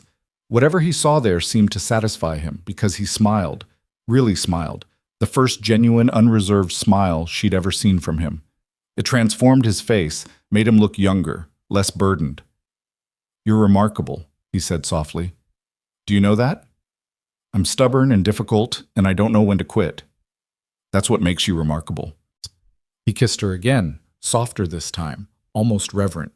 Then he stood and went to stoke the fire, adding more wood to keep the warmth going through what promised to be a long night. Clara watched him move around the small space, her heart still racing, her lips still tingling from his kiss. Outside, the storm raged on. But inside the line shack, something had shifted. Something had been found that neither of them had been looking for but both desperately needed. Clara lay back on the cot, and when Elias finished with the fire, she held out her hand to him. "Sit with me," she said. "Please." He hesitated only a moment before taking her hand and settling onto the edge of the cot. The space was small, forcing them close together. Clara shifted to make room, and Elias carefully arranged himself so he wasn't jostling her injured ankle. They sat like that, hands intertwined, shoulders touching, listening to the rain and the thunder and the crackling of the fire. "Tell me about your dreams," Clara said after a while. "The ones you gave up to help me." Elias was quiet for a long time. "I wanted to see the ocean," he said finally. "Stupid, maybe. But I grew up landlocked, and I always wondered what it would be like to stand at the edge of something that big and endless, to see water stretch all the way to the horizon. That's not stupid. It's impractical. The ocean's 1,000 miles from here. And what would I do once I saw it? Turn around and come back? Maybe you'd stay, find work on the coast, build a life there." "Maybe." Elias squeezed her hand. "But that was before." "Before what?" "Before I found something worth more than wandering. Before I found you." Clara felt her throat tighten with emotion. "I'll take you there someday. To the ocean. When the ranch is stable and we can afford to leave for a while. I want you to see it." "You don't have to." "I want to. Because your dreams matter too, Elias. Not just mine. Not just the ranch. You matter." He turned to look at her, and in his eyes Clara saw something she'd never seen before. Hope. Raw and tentative and almost painful in its fragility. As if he'd spent so long believing he didn't deserve happiness that the possibility of it was almost too much to bear. "I don't know how to do this," he admitted. "How to be with someone. How to build something that lasts. Neither do I. We'll figure it out together." "What if I fail you? What if you don't?" Elias laughed softly, shaking his head. "You make it sound so simple." "Maybe it is. Maybe we've both been making it complicated because we're scared." "I am scared," he confessed. "Terrified. Of hurting you. Of not being enough. Of waking up one day and realizing you've figured out you made a mistake." Clara lifted their joined hands and pressed a kiss to his scarred knuckles. "Then we'll be scared together. But Elias, listen to me. You are enough. You've always been enough. The man who killed Robert Porter 10 years ago, he's not who you are anymore. You've become someone else. Someone better. And that person is exactly who I need." Tears were sliding down Elias's face now, slow and silent. He didn't try to hide them or wipe them away. He just sat there, holding Clara's hand, letting himself feel something he'd denied himself for a decade. Acceptance, forgiveness, love. "Thank you," he whispered, "for seeing me, for giving me this chance." "Thank you for taking it," Clara replied. They stayed like that as the storm slowly began to ease, the thunder moving farther away, the rain settling from a deluge into a steady drumming. The fire burned low but steady, casting dancing shadows on the walls. Eventually, exhaustion caught up with them both. Elias lay down beside Clara on the narrow cot, carefully arranging himself so he wasn't putting pressure on her ankle. It was cramped and awkward, but neither of them cared. Clara rested her head on his shoulder, her hand over his heart, feeling the steady rhythm of his breathing. His arm wrapped around her, holding her close, and for the first time in longer than she could remember, Clara felt completely safe, completely at peace. "Elias?" she murmured, half asleep. "Hmm? I'm glad you came back. To Texas. To me." "So am I," he said, his voice rough with emotion. "So am I." They drifted off together, the storm still raging outside, but unable to touch them here in their shelter. Two people who'd been lost finding each other in the middle of nowhere. Two broken pieces fitting together to make something whole. And when morning came, when the storm finally passed and they emerged to find the world washed clean and new, Clara knew nothing would ever be the same. They'd crossed a line that couldn't be uncrossed, made promises without words that bound them more surely than any vow. The ranch would still need work. The future was still uncertain, but now they would face it together, and somehow that made all the difference in the world. Dawn broke with the kind of clarity that only came after violent storms. The sky scrubbed clean and impossibly blue. Clara woke to find herself wrapped in Elias's arms, her injured ankle throbbing but bearable, and the morning light streaming through the small window of the lined shack, painting everything gold. For a moment, she didn't move, didn't want to disturb the peace of this perfect moment, but reality had a way of intruding, and her shifting woke Elias. His eyes opened slowly, and when they focused on her face, something softened in his expression that made her heart ache. "Morning," he said, his voice rough with sleep. "Morning." Clara smiled. "The storm passed?" "So it did." He carefully extracted his arm from beneath her, mindful of her injury. "How's the ankle?" "Painful, but I'll live." Elias sat up and moved to the window, looking out at the transformed landscape. The rain had turned everything green, or at least greener. Puddles dotted the ground, reflecting the morning sky like scattered mirrors. The air coming through the cracks in the door smelled fresh and alive in a way it hadn't for months. "We should head back," he said. "Check on the ranch. Make sure the storm didn't do too much damage." Clara nodded, though part of her wanted to stay here forever, suspended in this moment before the world came rushing back with all its complications and consequences. But ranches didn't run themselves, and they'd already been gone a full night. People in town would talk if they knew. They'd talk anyway, probably, but there was no sense in making it worse. Elias helped her dress, turning his back while she struggled into her mostly dry clothes. Her ankle had swollen overnight, the bruising now a spectacular purple and black that made her wince just looking at it. Getting her boot on was agony, but she managed it through gritted teeth and sheer stubbornness. "You shouldn't ride," Elias said, eyeing her ankle with concern. "Not on that. I can't exactly walk home." "You'll ride with me. We'll pony Bess behind us." Clara wanted to argue, to insist she could manage on her own, but the truth was she couldn't. Her independence had limits, and a badly sprained ankle was one of them. So she let Elias help her outside and lift her onto his horse, then swing up behind her. His arm settled around her waist, and despite everything, the pain, the worry, the uncertain future, Clara felt safe. The ride back took twice as long as it should have. The ground was muddy and treacherous, forcing them to take it slow. They passed several places where the storm had left its mark. A lightning-struck tree split down the middle, a section of fence blown flat, a gully now running with water that had been bone-dry the day before. But overall, the damage seemed manageable. The rain, despite its violence, had been a gift. The land needed it desperately. When the ranch house came into view, Clara felt a complicated mix of relief and apprehension. The building was still standing, apparently undamaged. The barn looked intact, but now they had to face what came next, the reality of what had shifted between them last night and what that meant for their future. Elias helped her down and half-carried her to the house, depositing her gently in one of the rocking chairs on the porch. "Stay here," he said.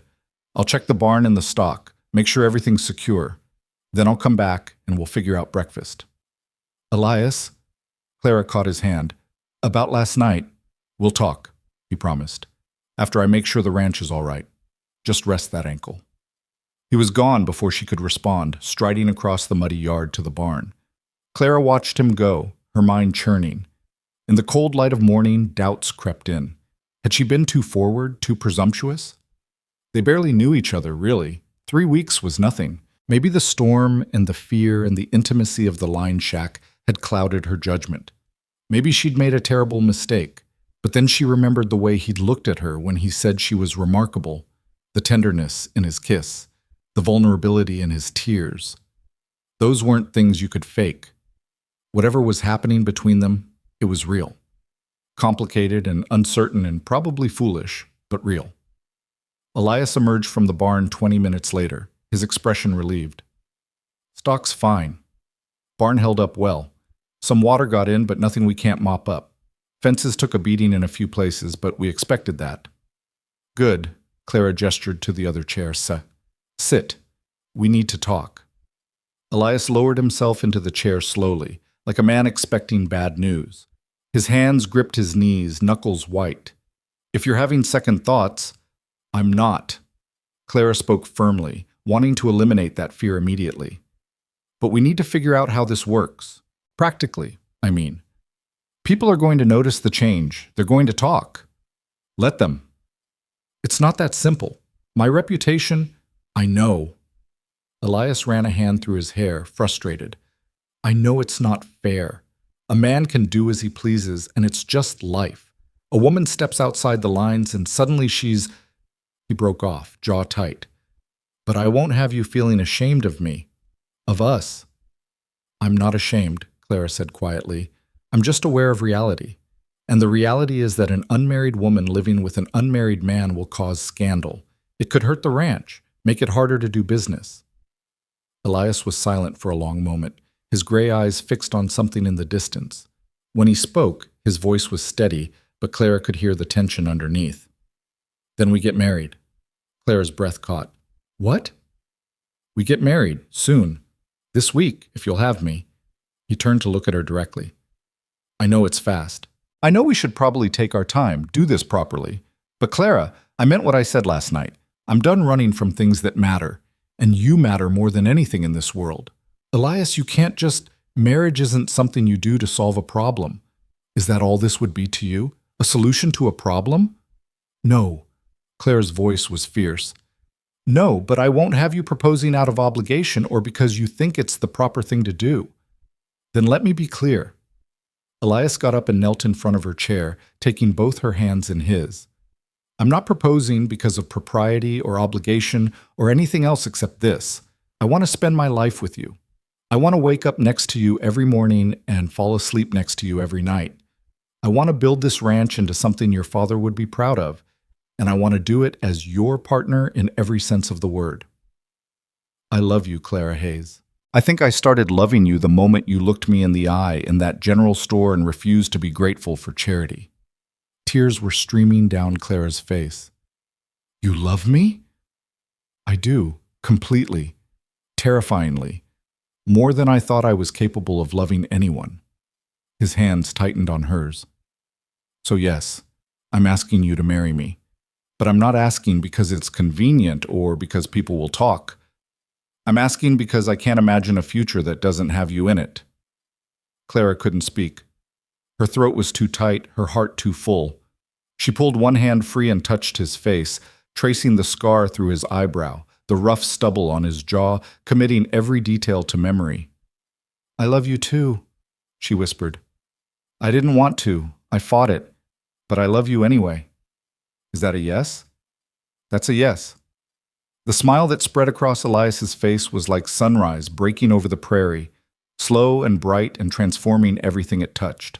He surged up and kissed her, deep and claiming, and Clara kissed him back with everything she had. When they finally broke apart, they were both laughing and crying at the same time. "This week?" Clara said, trying to catch her breath. "You really want to do this that fast? Unless you want to wait. We can wait if you need time to—" "No." Clara surprised herself with the certainty in her voice. "No, I don't want to wait. Life's too short and too hard to waste time when you found something good. Let's do it this week."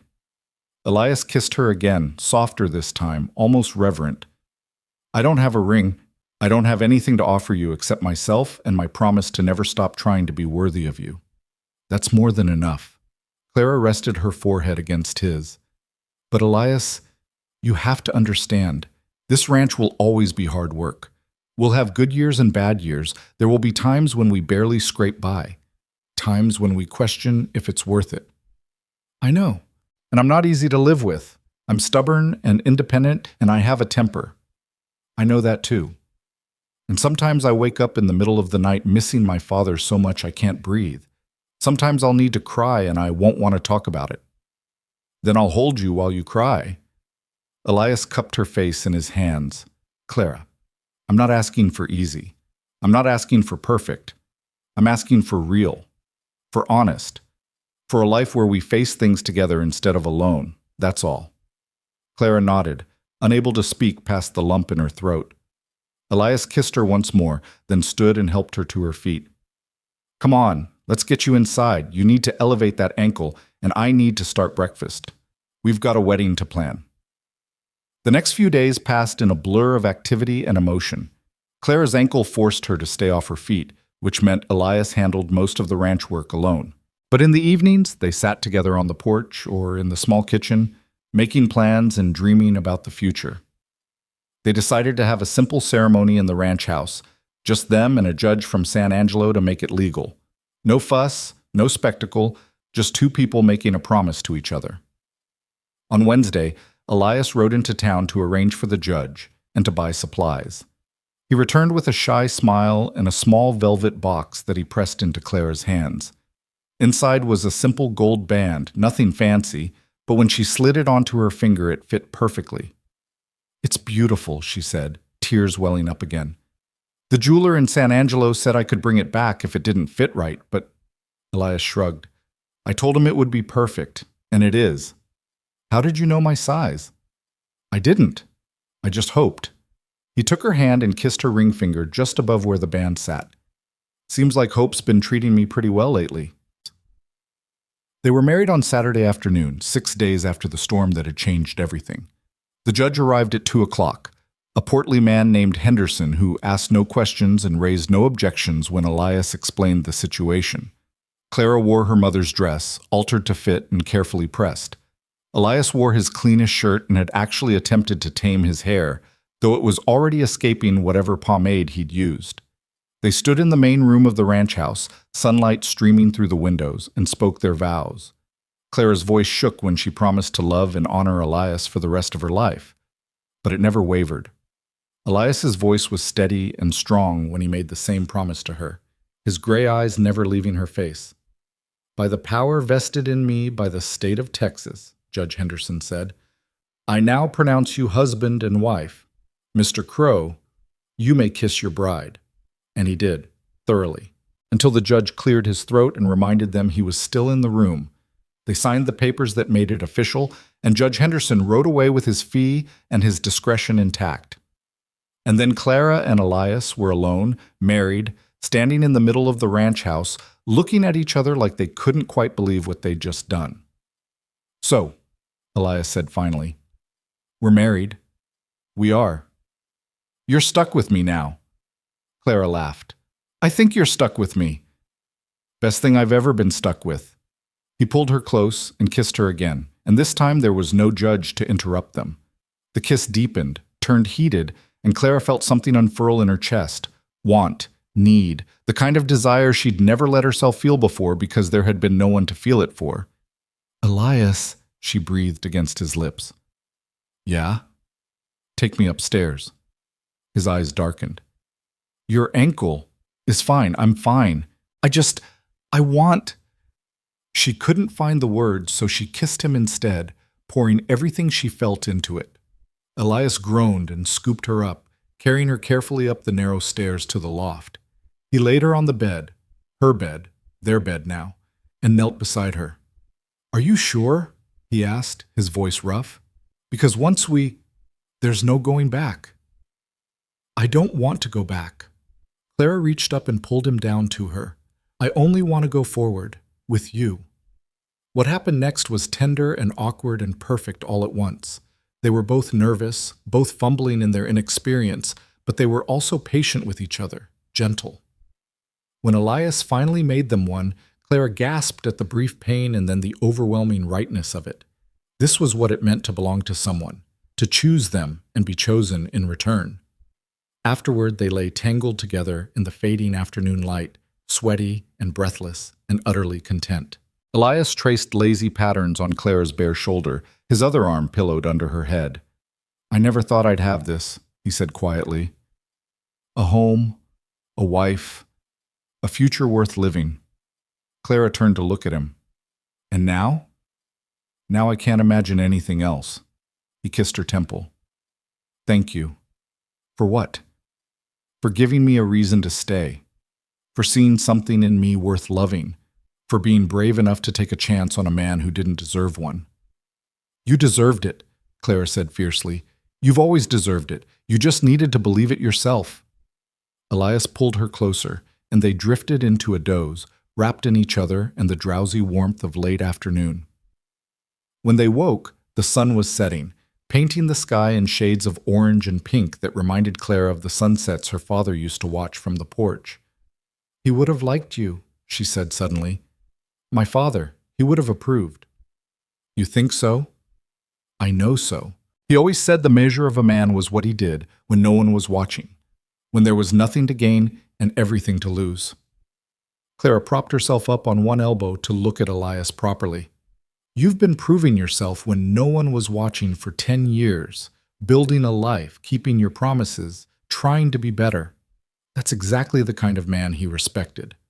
I wish I could have thanked him properly, told him what his kindness meant. You are thanking him.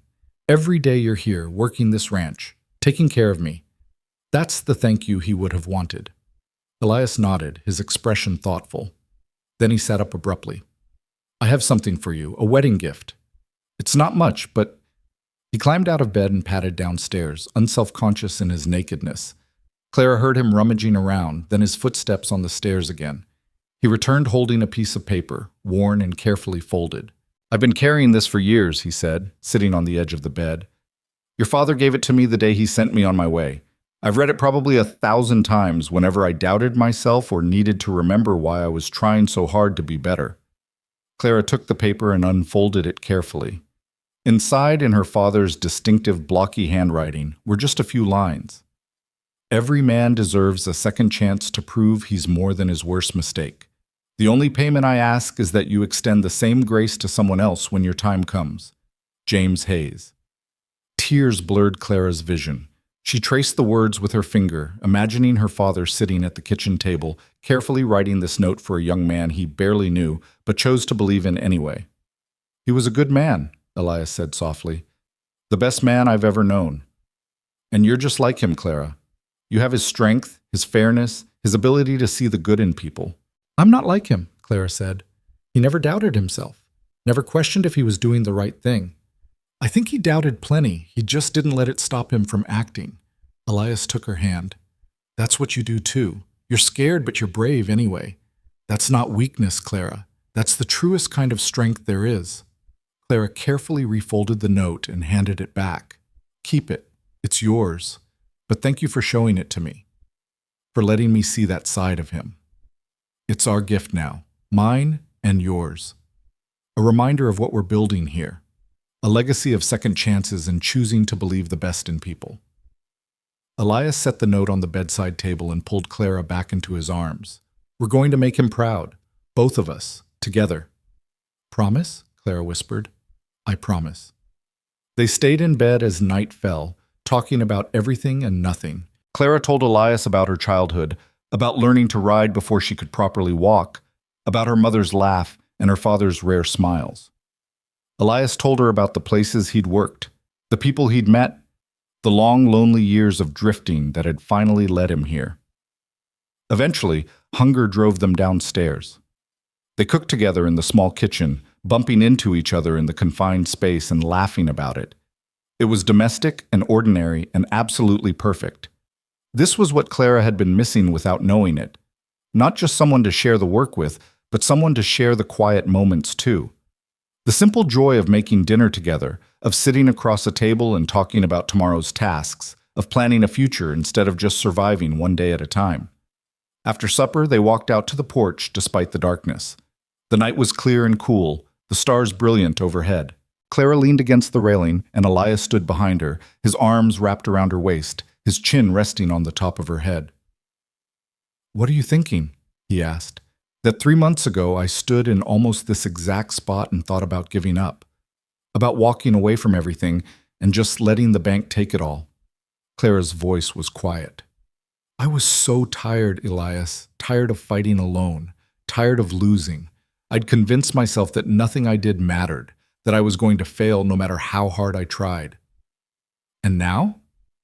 Now I'm standing here with my husband, looking at land that's ours, planning a future that actually seems possible.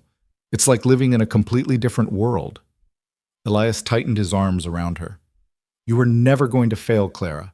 You're too stubborn for that, but I'm glad you don't have to fight alone anymore." "So am I." Clara turned in his arms to face him. "Promise me something. Anything. Promise me that when things get hard, and they will get hard, you won't regret staying. You won't look back and wish you'd kept drifting." "Clara, I need to hear it." Her voice cracked. "I need to know that when the drought comes back, or the cattle get sick, or the money runs out, you won't resent being tied down here. That you won't wish you'd chosen the ocean over me." Elias cupped her face in his hands, making sure she was looking directly at him. "Listen to me. I spent 10 years running because I thought I didn't deserve to stay anywhere. I told myself I wanted freedom, wanted to see the world, but the truth is I was just scared. Scared of caring about something enough to lose it, scared of putting down roots and having them torn up." He kissed her softly. "But I'm not scared anymore. Or maybe I am, but I'd rather be scared here with you than safe and alone anywhere else. You're not tying me down, Clara. You're giving me a reason to finally stand still. But the ocean can wait. Hell, maybe we'll get there someday. Like you said, take a trip when the ranch can spare us. But even if we don't, it doesn't matter." Elias smiled. "Because I've already found what I was really looking for. I just didn't know it until I met you." Clara kissed him then, pouring all her fear and hope and love into it. When they finally broke apart, she rested her head against his chest, listening to the steady beat of his heart. "I love you," she said simply. "I love you too, more than words can say." They stood like that for a long time, wrapped in each other in the Texas night. Above them, the stars wheeled slowly across the sky, the same stars that had witnessed her father's struggles and triumphs, the same stars that would watch over their future. Clara thought about the chain of grace that had led to this moment, her father's kindness to a stranger, that stranger's determination to repay an unpayable debt, her own desperate willingness to accept help when pride said she shouldn't. Small choices, she realized, small moments of choosing compassion over judgment, connection over safety, hope over despair. Those were the things that built a life worth living. "Come on," Elias said finally. "Let's go to bed. Tomorrow's going to be a long day." Tomorrow's always a long day on a ranch. True, but tomorrow we face it together, as partners, as husband and wife. Clara smiled and let him lead her inside, back up the narrow stairs to the loft, where they'd made their vows real. And as she lay down beside him, as he pulled her close and kissed her goodnight, she thought about how sometimes salvation came from the most unexpected places. Sometimes the person you saved ended up saving you right back. Tomorrow, they would wake up and get to work. There would be fences to mend and cattle to tend and 1,000 small tasks that needed doing. But they would do them together, and that would make all the difference. The ranch her father built would not just survive, it would thrive. Because Clara Hayes Crow and Elias Crow were going to make damn sure of it. The first test of their marriage came sooner than either of them expected. 2 weeks after the wedding, Clara woke to find Elias already gone from their bed, the space beside her cold.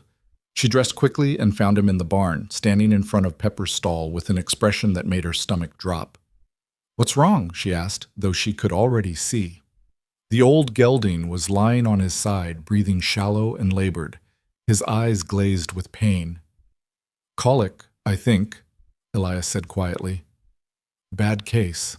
I've been with him since before dawn, trying to get him up and moving, but he won't budge. Clara moved to the stall door and looked at the horse that had carried her father for 15 years. Pepper had been her father's favorite, the steadiest mount she'd ever known, patient with beginners and reliable in a crisis. Seeing him like this felt like losing another piece of her father. Can we save him? She asked, though she already knew the answer. Elias shook his head. I've seen this before. He's suffering, Clara. The kindest thing, I know. Her voice broke. I know what we have to do. Elias retrieved his rifle from the tack room while Clara knelt beside Pepper, stroking his neck and whispering words of gratitude for all the years he'd served faithfully. The horse's breathing was getting worse, his whole body trembling with pain. When Elias returned, Clara stood and stepped back, unable to watch but unable to leave either. The shot echoed across the ranch, final and absolute. Clara flinched but didn't cry. Not yet. There would be time for tears later. Right now, they had work to do. They spent the morning digging a grave on the small rise behind the house, not far from where Clara's mother was buried. It was hard work, the ground still damp from the storm, but resistant nonetheless. They took turns with the shovel, neither speaking, both lost in their own thoughts. When the hole was deep enough, Elias hitched the remaining horses to drag Pepper's body to the gravesite. They lowered him in carefully, respectfully, and then filled the earth back in. Clara stood over the fresh mound, her hands filthy with dirt, her back aching from the labor. He was a good horse, she said. He was. Elias came to stand beside her, taking her hand. Your father chose well. Papa always said a good horse was worth 3 mediocre men. Clara smiled despite her grief. Pepper proved him right more times than I can count. We'll get another horse when we can afford it, something young and strong. It won't be the same. No, Elias agreed, but nothing ever is. That's not necessarily bad, just different. Clara nodded and let him lead her back to the house. Inside, she washed her hands and face while Elias started coffee. They sat at the kitchen table, exhausted and somber, drinking the bitter brew and not talking. Sometimes, Clara was learning, marriage wasn't about fixing things or making everything better. Sometimes it was just about sitting together in the hard moments, sharing the weight of grief without trying to diminish it with false comfort. Thank you, she said finally, for handling it. I don't think I could have. Yes, you could have. Elias's voice was gentle but firm. You're stronger than you think, Clara, but you don't have to do everything alone anymore. That's what partnership means. She reached across the table and squeezed his hand, grateful beyond words for his presence, his steadiness, his refusal to let her collapse into the despair that lurked at the edges of her consciousness. The next challenge came a month later, when Thomas Garrett showed up unannounced at the ranch. Clara was in the kitchen making preserves when she heard the sound of a carriage approaching. She wiped her hands on her apron and stepped onto the porch, her stomach knotting when she recognized the banker. Elias emerged from the barn, his expression guarded. He moved to stand beside Clara, a united front against whatever Garrett had come to say. Mr. Garrett, Clara said coolly. This is unexpected. Mrs. Crow? Garrett tipped his hat, his smile not reaching his eyes. Or should I still call you Miss Hayes? I heard about your hasty marriage. Mrs. Crow is fine. Clara kept her voice level. What brings you out here? Garrett climbed down from his carriage, moving with the self-importance of a man who believed his position gave him authority everywhere. I wanted to check on the property, make sure my investment is being properly maintained. Your investment was paid in full, Elias said quietly. You have no claim here. Perhaps not legally. But I maintain an interest in all my former clients, particularly those who came so close to defaulting. Garrett's eyes swept over the ranch, taking in the repaired fences, the patched barn roof, the small vegetable garden Clara had started. I must say, I'm surprised you've managed to hold on this long. Most women in your situation would have sold by now and moved to town where life is easier. I'm not most women, Clara said. No, indeed, you're quite stubborn. I suppose that's why you married so quickly, needed a man to make the property respectable again. Garrett's smile turned cruel. Though one does wonder about Mr. Crow's true motivations. A drifter with no property of his own suddenly playing ranch owner. Very convenient. Clara felt Elias tense beside her, but when he spoke, his voice was calm. My motivations are between me and my wife. Your opinion on the matter is neither sought nor valued. Careful, Crow. I'm still a powerful man in San Angelo. I could make things very difficult for you if I chose. On what grounds? Clara stepped forward, anger overriding caution. We've broken no laws. We owe you no money. This is private property, and you're here uninvited. I suggest you leave before my husband and I decide to escort you off ourselves. Garrett's face flushed dark red. You'll regret speaking to me that way. When you need another loan, and you will need one, everyone always does, you'll find I have a long memory for disrespect. Then I'll go to another bank, Clara said. There are 3 in San Angelo now. I'm sure one of them would appreciate my business. For a moment, Garrett looked like he might explode. Then he forced his expression into something resembling civility and climbed back into his carriage. Good day, Mrs. Crow. Mr. Crow. I'm sure we'll be seeing each other again soon. He drove away in a cloud of dust and wounded pride. Clara and Elias watched until he was out of sight, then simultaneously released the breath they'd been holding. That man is a menace, Clara said. He's a bully.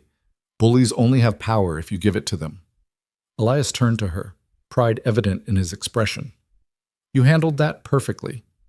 I wanted to throw my preserving pan at his head. Elias laughed. I'm glad you restrained yourself. Assault charges wouldn't help the ranch. Clara smiled despite her lingering anger. Come on, let's get back to work. We've wasted enough time on Thomas Garrett already. As autumn settled over the ranch, Clara and Elias fell into a rhythm that felt as natural as breathing. They worked side by side from dawn to dusk, their movements synchronized by weeks of shared labor. They built a chicken coop and acquired a dozen hens that provided eggs and entertainment in equal measure. They repaired every fence on the property and dug the second well Elias had suggested. They slowly rebuilt the herd, buying calves cheap from neighboring ranchers and raising them with care. And slowly, imperceptibly at first, and then undeniably, the ranch began to thrive. The cattle grew fat on improved pasture. The vegetables Clara planted flourished. The repairs they'd made held strong. It was hard work, endless work, but it was work that mattered. Work that built something instead of just barely holding on. One evening in early November, Clara sat on the porch with her mending while Elias worked on repairing a saddle. The air had finally cooled, bringing relief after months of brutal heat. The sky was turning that particular shade of purple that came just before full dark, and somewhere in the distance, cattle were lowing their evening song. I've been thinking, Clara said, not looking up from her needle. About? The future. What we want to build here beyond just survival. Elias set down the saddle and gave her his full attention. What are you thinking? I want this place to be what my father envisioned. Not just a ranch that scrapes by, but one that prospers. One that provides not just for us, but for others too. Workers we can pay fair wages. Maybe even taking in hands who need a second chance, the way Papa did for you. That's a big vision. Is it too big? No. Elias smiled. I think it's exactly right. Your father's legacy shouldn't just be acres of land. It should be the grace he showed to people who needed it. We can do that, Clara. We can make this ranch a place where people get second chances. It'll mean more work, more risk. Everything worth doing involves risk. Elias stood and moved to sit beside her on the porch steps. But we've already proven we can handle hard things. Together. Clara set down her mending and leaned against him. I'm pregnant, she said quietly. Elias went absolutely still. What? I'm pregnant, about 2 months along, I think. I wanted to be sure before I told you. Clara. His voice was choked with emotion. Are we? We're going to have a baby. Clara turned to look at him, tears streaming down her face. Are you happy? Happy? Elias laughed, a sound of pure joy. I'm terrified. I'm overwhelmed. He pulled her into his arms, holding her so tightly she could barely breathe. I'm happier than I've ever been in my entire life. A baby. Our baby. Are you sure? Clara pulled back to search his face. Because it's going to change everything. Babies are expensive and exhausting and ours. Elias kissed her, deep and thorough. Ours, Clara. A family. Something I never thought I'd have. Something I didn't think I deserved. You deserve this. You deserve everything good. Clara wiped her eyes. But Elias, I'm scared. What if I'm not a good mother? What if something goes wrong? What if... Hey, he caught her face in his hands. We'll figure it out, just like we figured out everything else. One day at a time, one challenge at a time. And Clara, you're going to be an amazing mother. You're strong and fierce and capable of anything you set your mind to. You really think so? I know so. They sat together on the porch steps, wrapped in each other and the gathering darkness, talking about the future in a way that felt real and possible for the first time. They talked about names and cribs and all the work they'd need to do to prepare the house for a child. They talked about the kind of parents they wanted to be, the lessons they wanted to teach, the world they wanted to build for their son or daughter. I want them to know about your father, Elias said, about the man who believed in second chances, about how his kindness rippled out and changed lives he never even knew about. And I want them to know about their father, Clara said, about the man who paid a debt he didn't owe because it was the right thing to do, about how choosing honor over convenience is what makes someone truly good. Elias kissed the top of her head. We're going to be all right, Clara. All of us. You, me, our baby, this ranch. We're going to build something that lasts. Winter came gently that year, with snow that fell soft and occasional rather than the brutal blizzards that sometimes paralyzed the Texas plains. Clara's pregnancy progressed without complication, though the morning sickness was fierce and the exhaustion overwhelming. Elias took on more of the physical labor without complaint, insisting that she rest whenever possible. They hired their first hand in January, a young man named Michael who'd been fired from another ranch for questioning unfair treatment of the workers. He was grateful for the chance and worked harder than any two men Clara had ever seen. By March, when Clara was 7 months along and moving slowly, they'd added 2 more hands and expanded their herd to 40 head. The ranch was operating at a profit for the first time in years. They'd even managed to save a small amount of money, tucked away for emergencies or opportunities, whichever came first. One afternoon, Clara was resting in bed when Elias came upstairs with an envelope. "This came for you," he said, handing it to her, "from San Angelo." Clara opened it carefully, extracting a letter written on expensive stationery. As she read, her eyes widened. "It's from Martin Holloway. He owns the big spread west of town. He's asking if we'd be willing to sell him breeding stock next spring. Says he's heard good things about the quality of our cattle." "That's excellent news." "It's more than that." Clara looked up at Elias, her expression wondering. "This is reputation, Elias. This is other ranchers taking us seriously, taking me seriously as a businesswoman rather than just a woman trying to hold on to her father's land. You've earned that respect." Elias sat on the edge of the bed and took her hand. "You and your stubbornness and your refusal to give up even when everything seemed impossible." "We earned it," Clara corrected. "I couldn't have done any of this without you. We make a good team. The best team." Clara pressed his hand to her swollen belly. "And soon we'll be a team of 3. The baby kicked, strong enough that Elias felt it through Clara's dress. His face lit up with wonder. "She's strong." "She? I think it's a girl. A daughter with her mother's spirit and determination. And her father's sense of honor," Clara added, "whether she's a girl or a boy." April brought unseasonably warm weather and the first wildflowers pushing up through the still damp earth. Clara's time was drawing near, and Elias had arranged for the doctor from San Angelo to be on call. But babies, as Clara's mother had always said, came in their own time regardless of human plans. On a Tuesday afternoon, while Elias was working with Michael on the north pasture fence, Clara's water broke.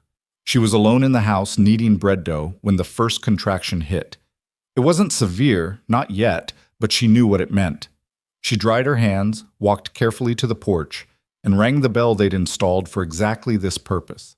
Elias came racing across the field, abandoning his tools and running faster than Clara had ever seen him move. "Is it time?" he gasped. "It's time." He sent Michael riding hard for the doctor, then helped Clara upstairs to the bedroom they'd prepared. The contractions were still far apart, giving them time to gather supplies and try to stay calm.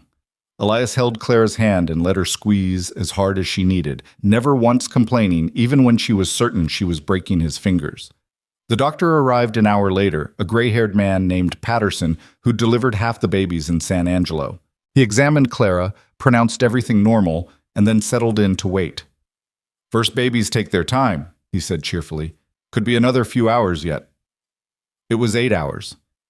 8 hours of pain that came in waves, each one stronger than the last. 8 hours of Elias never leaving her side, wiping her forehead with cool cloths and whispering words of encouragement.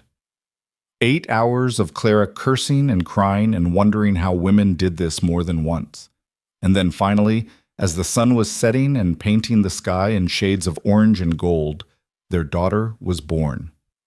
She came into the world screaming her outrage at the indignity of it all, her tiny fists waving, her face red and furious and absolutely perfect. "You have a daughter," Dr. Patterson announced, placing the baby in Clara's arms. A healthy, strong-lunged daughter. Clara looked down at the tiny face, the dark eyes already trying to focus, the wisps of dark hair plastered to her head. "Hello, little one," she whispered, tears streaming down her face. "We've been waiting for you." Elias knelt beside the bed, his own face wet with tears, and touched his daughter's tiny hand with one finger. She immediately grasped it with surprising strength. "She's beautiful," he said, his voice breaking. "She's perfect. You're both perfect." "What will you name her?" the doctor asked, busy with the aftercare. Clara looked at Elias. They discussed names but never settled on one, wanting to meet their child first before deciding. Now, looking at her daughter, Clara knew exactly what her name should be. "Grace," she said. "Her name is Grace. For the grace that brought her father back to Texas.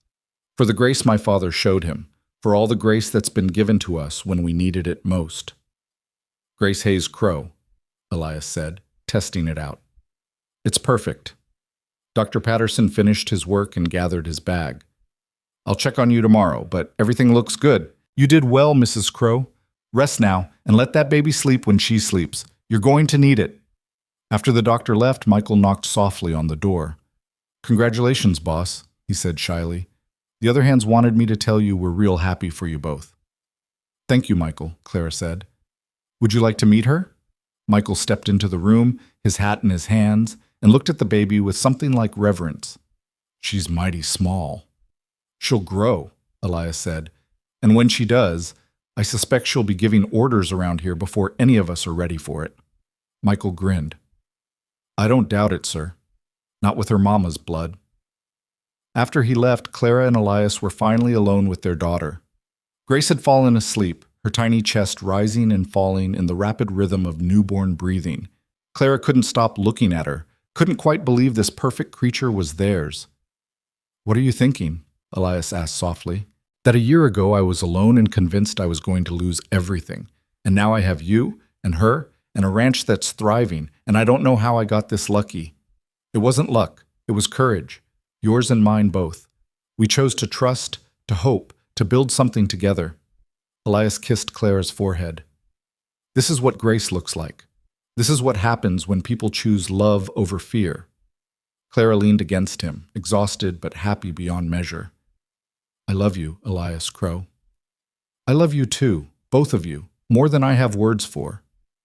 They sat like that as night fell completely, the three of them together in the lamplight, a family born from loss and grace and the stubborn refusal to give up.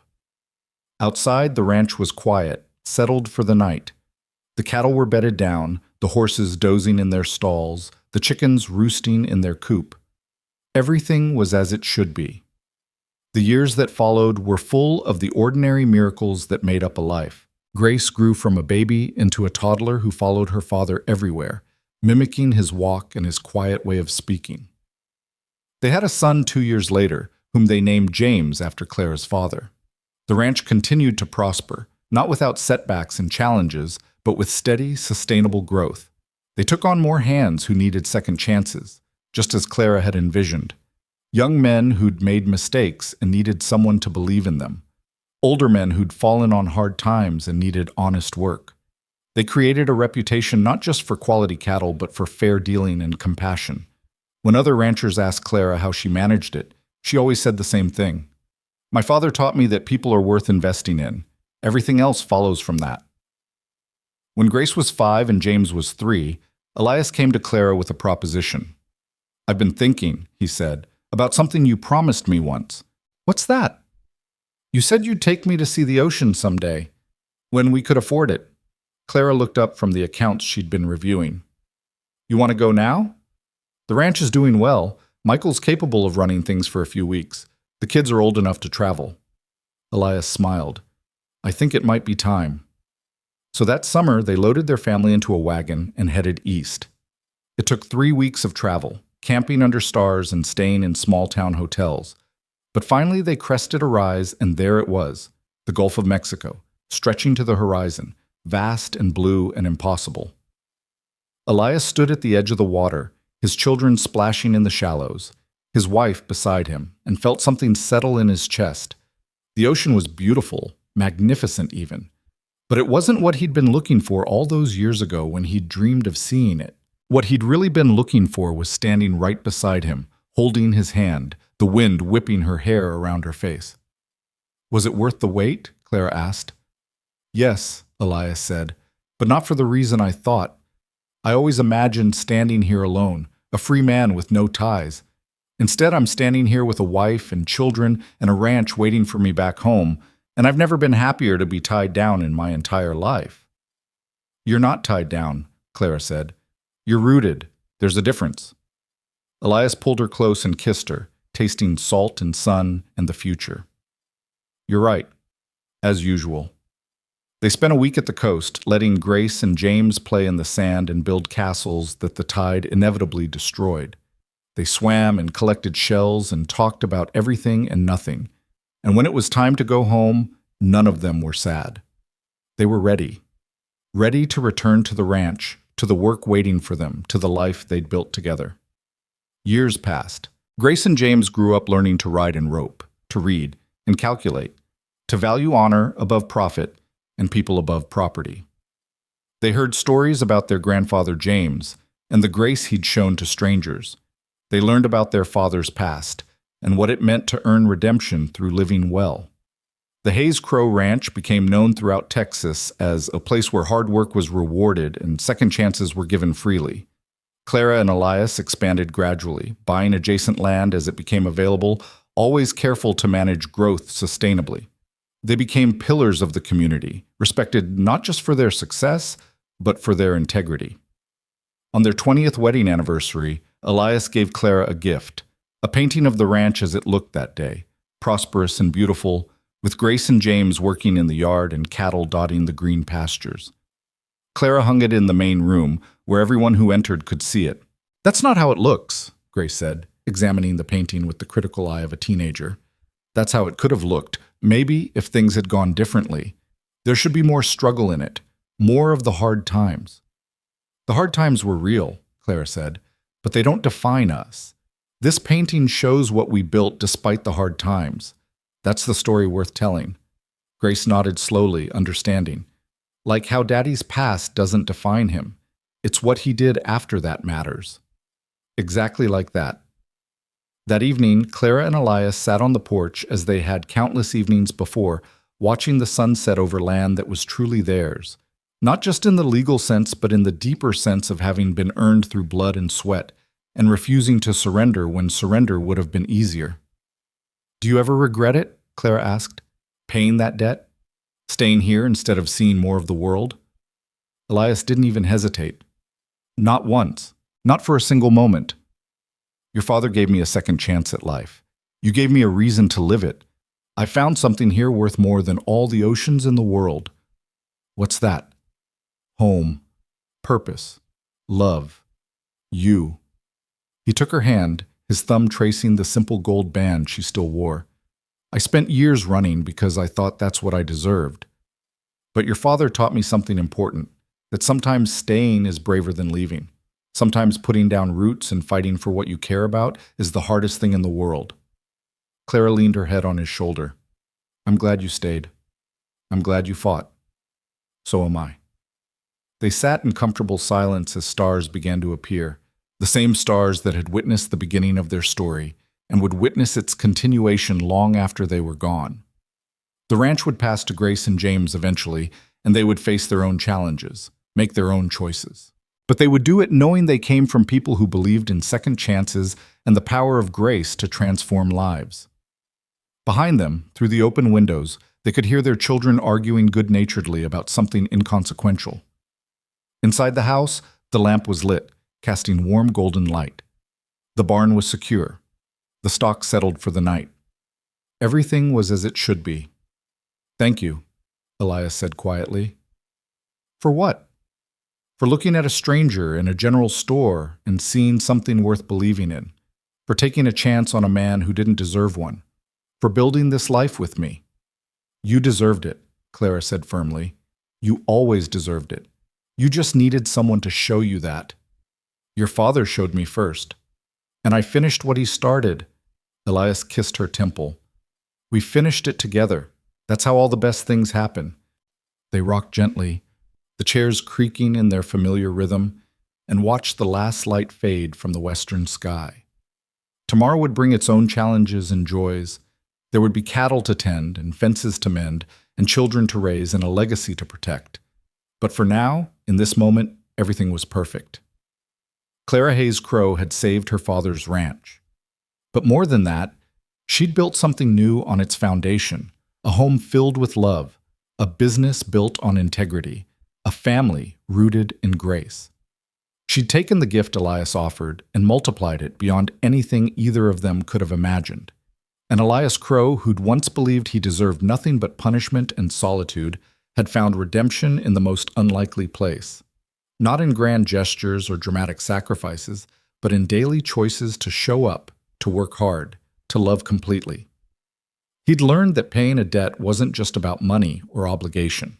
It was about recognizing the grace you'd been given and extending it forward, creating ripples that spread far beyond what you could see. The ranch would endure. The legacy would continue. And somewhere, Clara liked to think, her father was watching and smiling, knowing that his single act of compassion decades ago had borne fruit more beautiful than he could have dreamed. Because that's what grace did. It multiplied, it spread, it transformed everything it touched. As the last star appeared in the darkening sky, Clara squeezed Elias's hand. "I love you," she said simply. "I love you too," he replied. "Always and forever." And in that moment, with the night settling gently around them and their family safe inside, they were exactly where they were meant to be.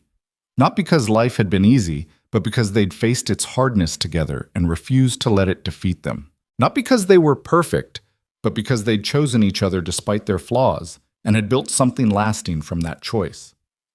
The bank had tried to take her ranch. A cowboy had paid her debt.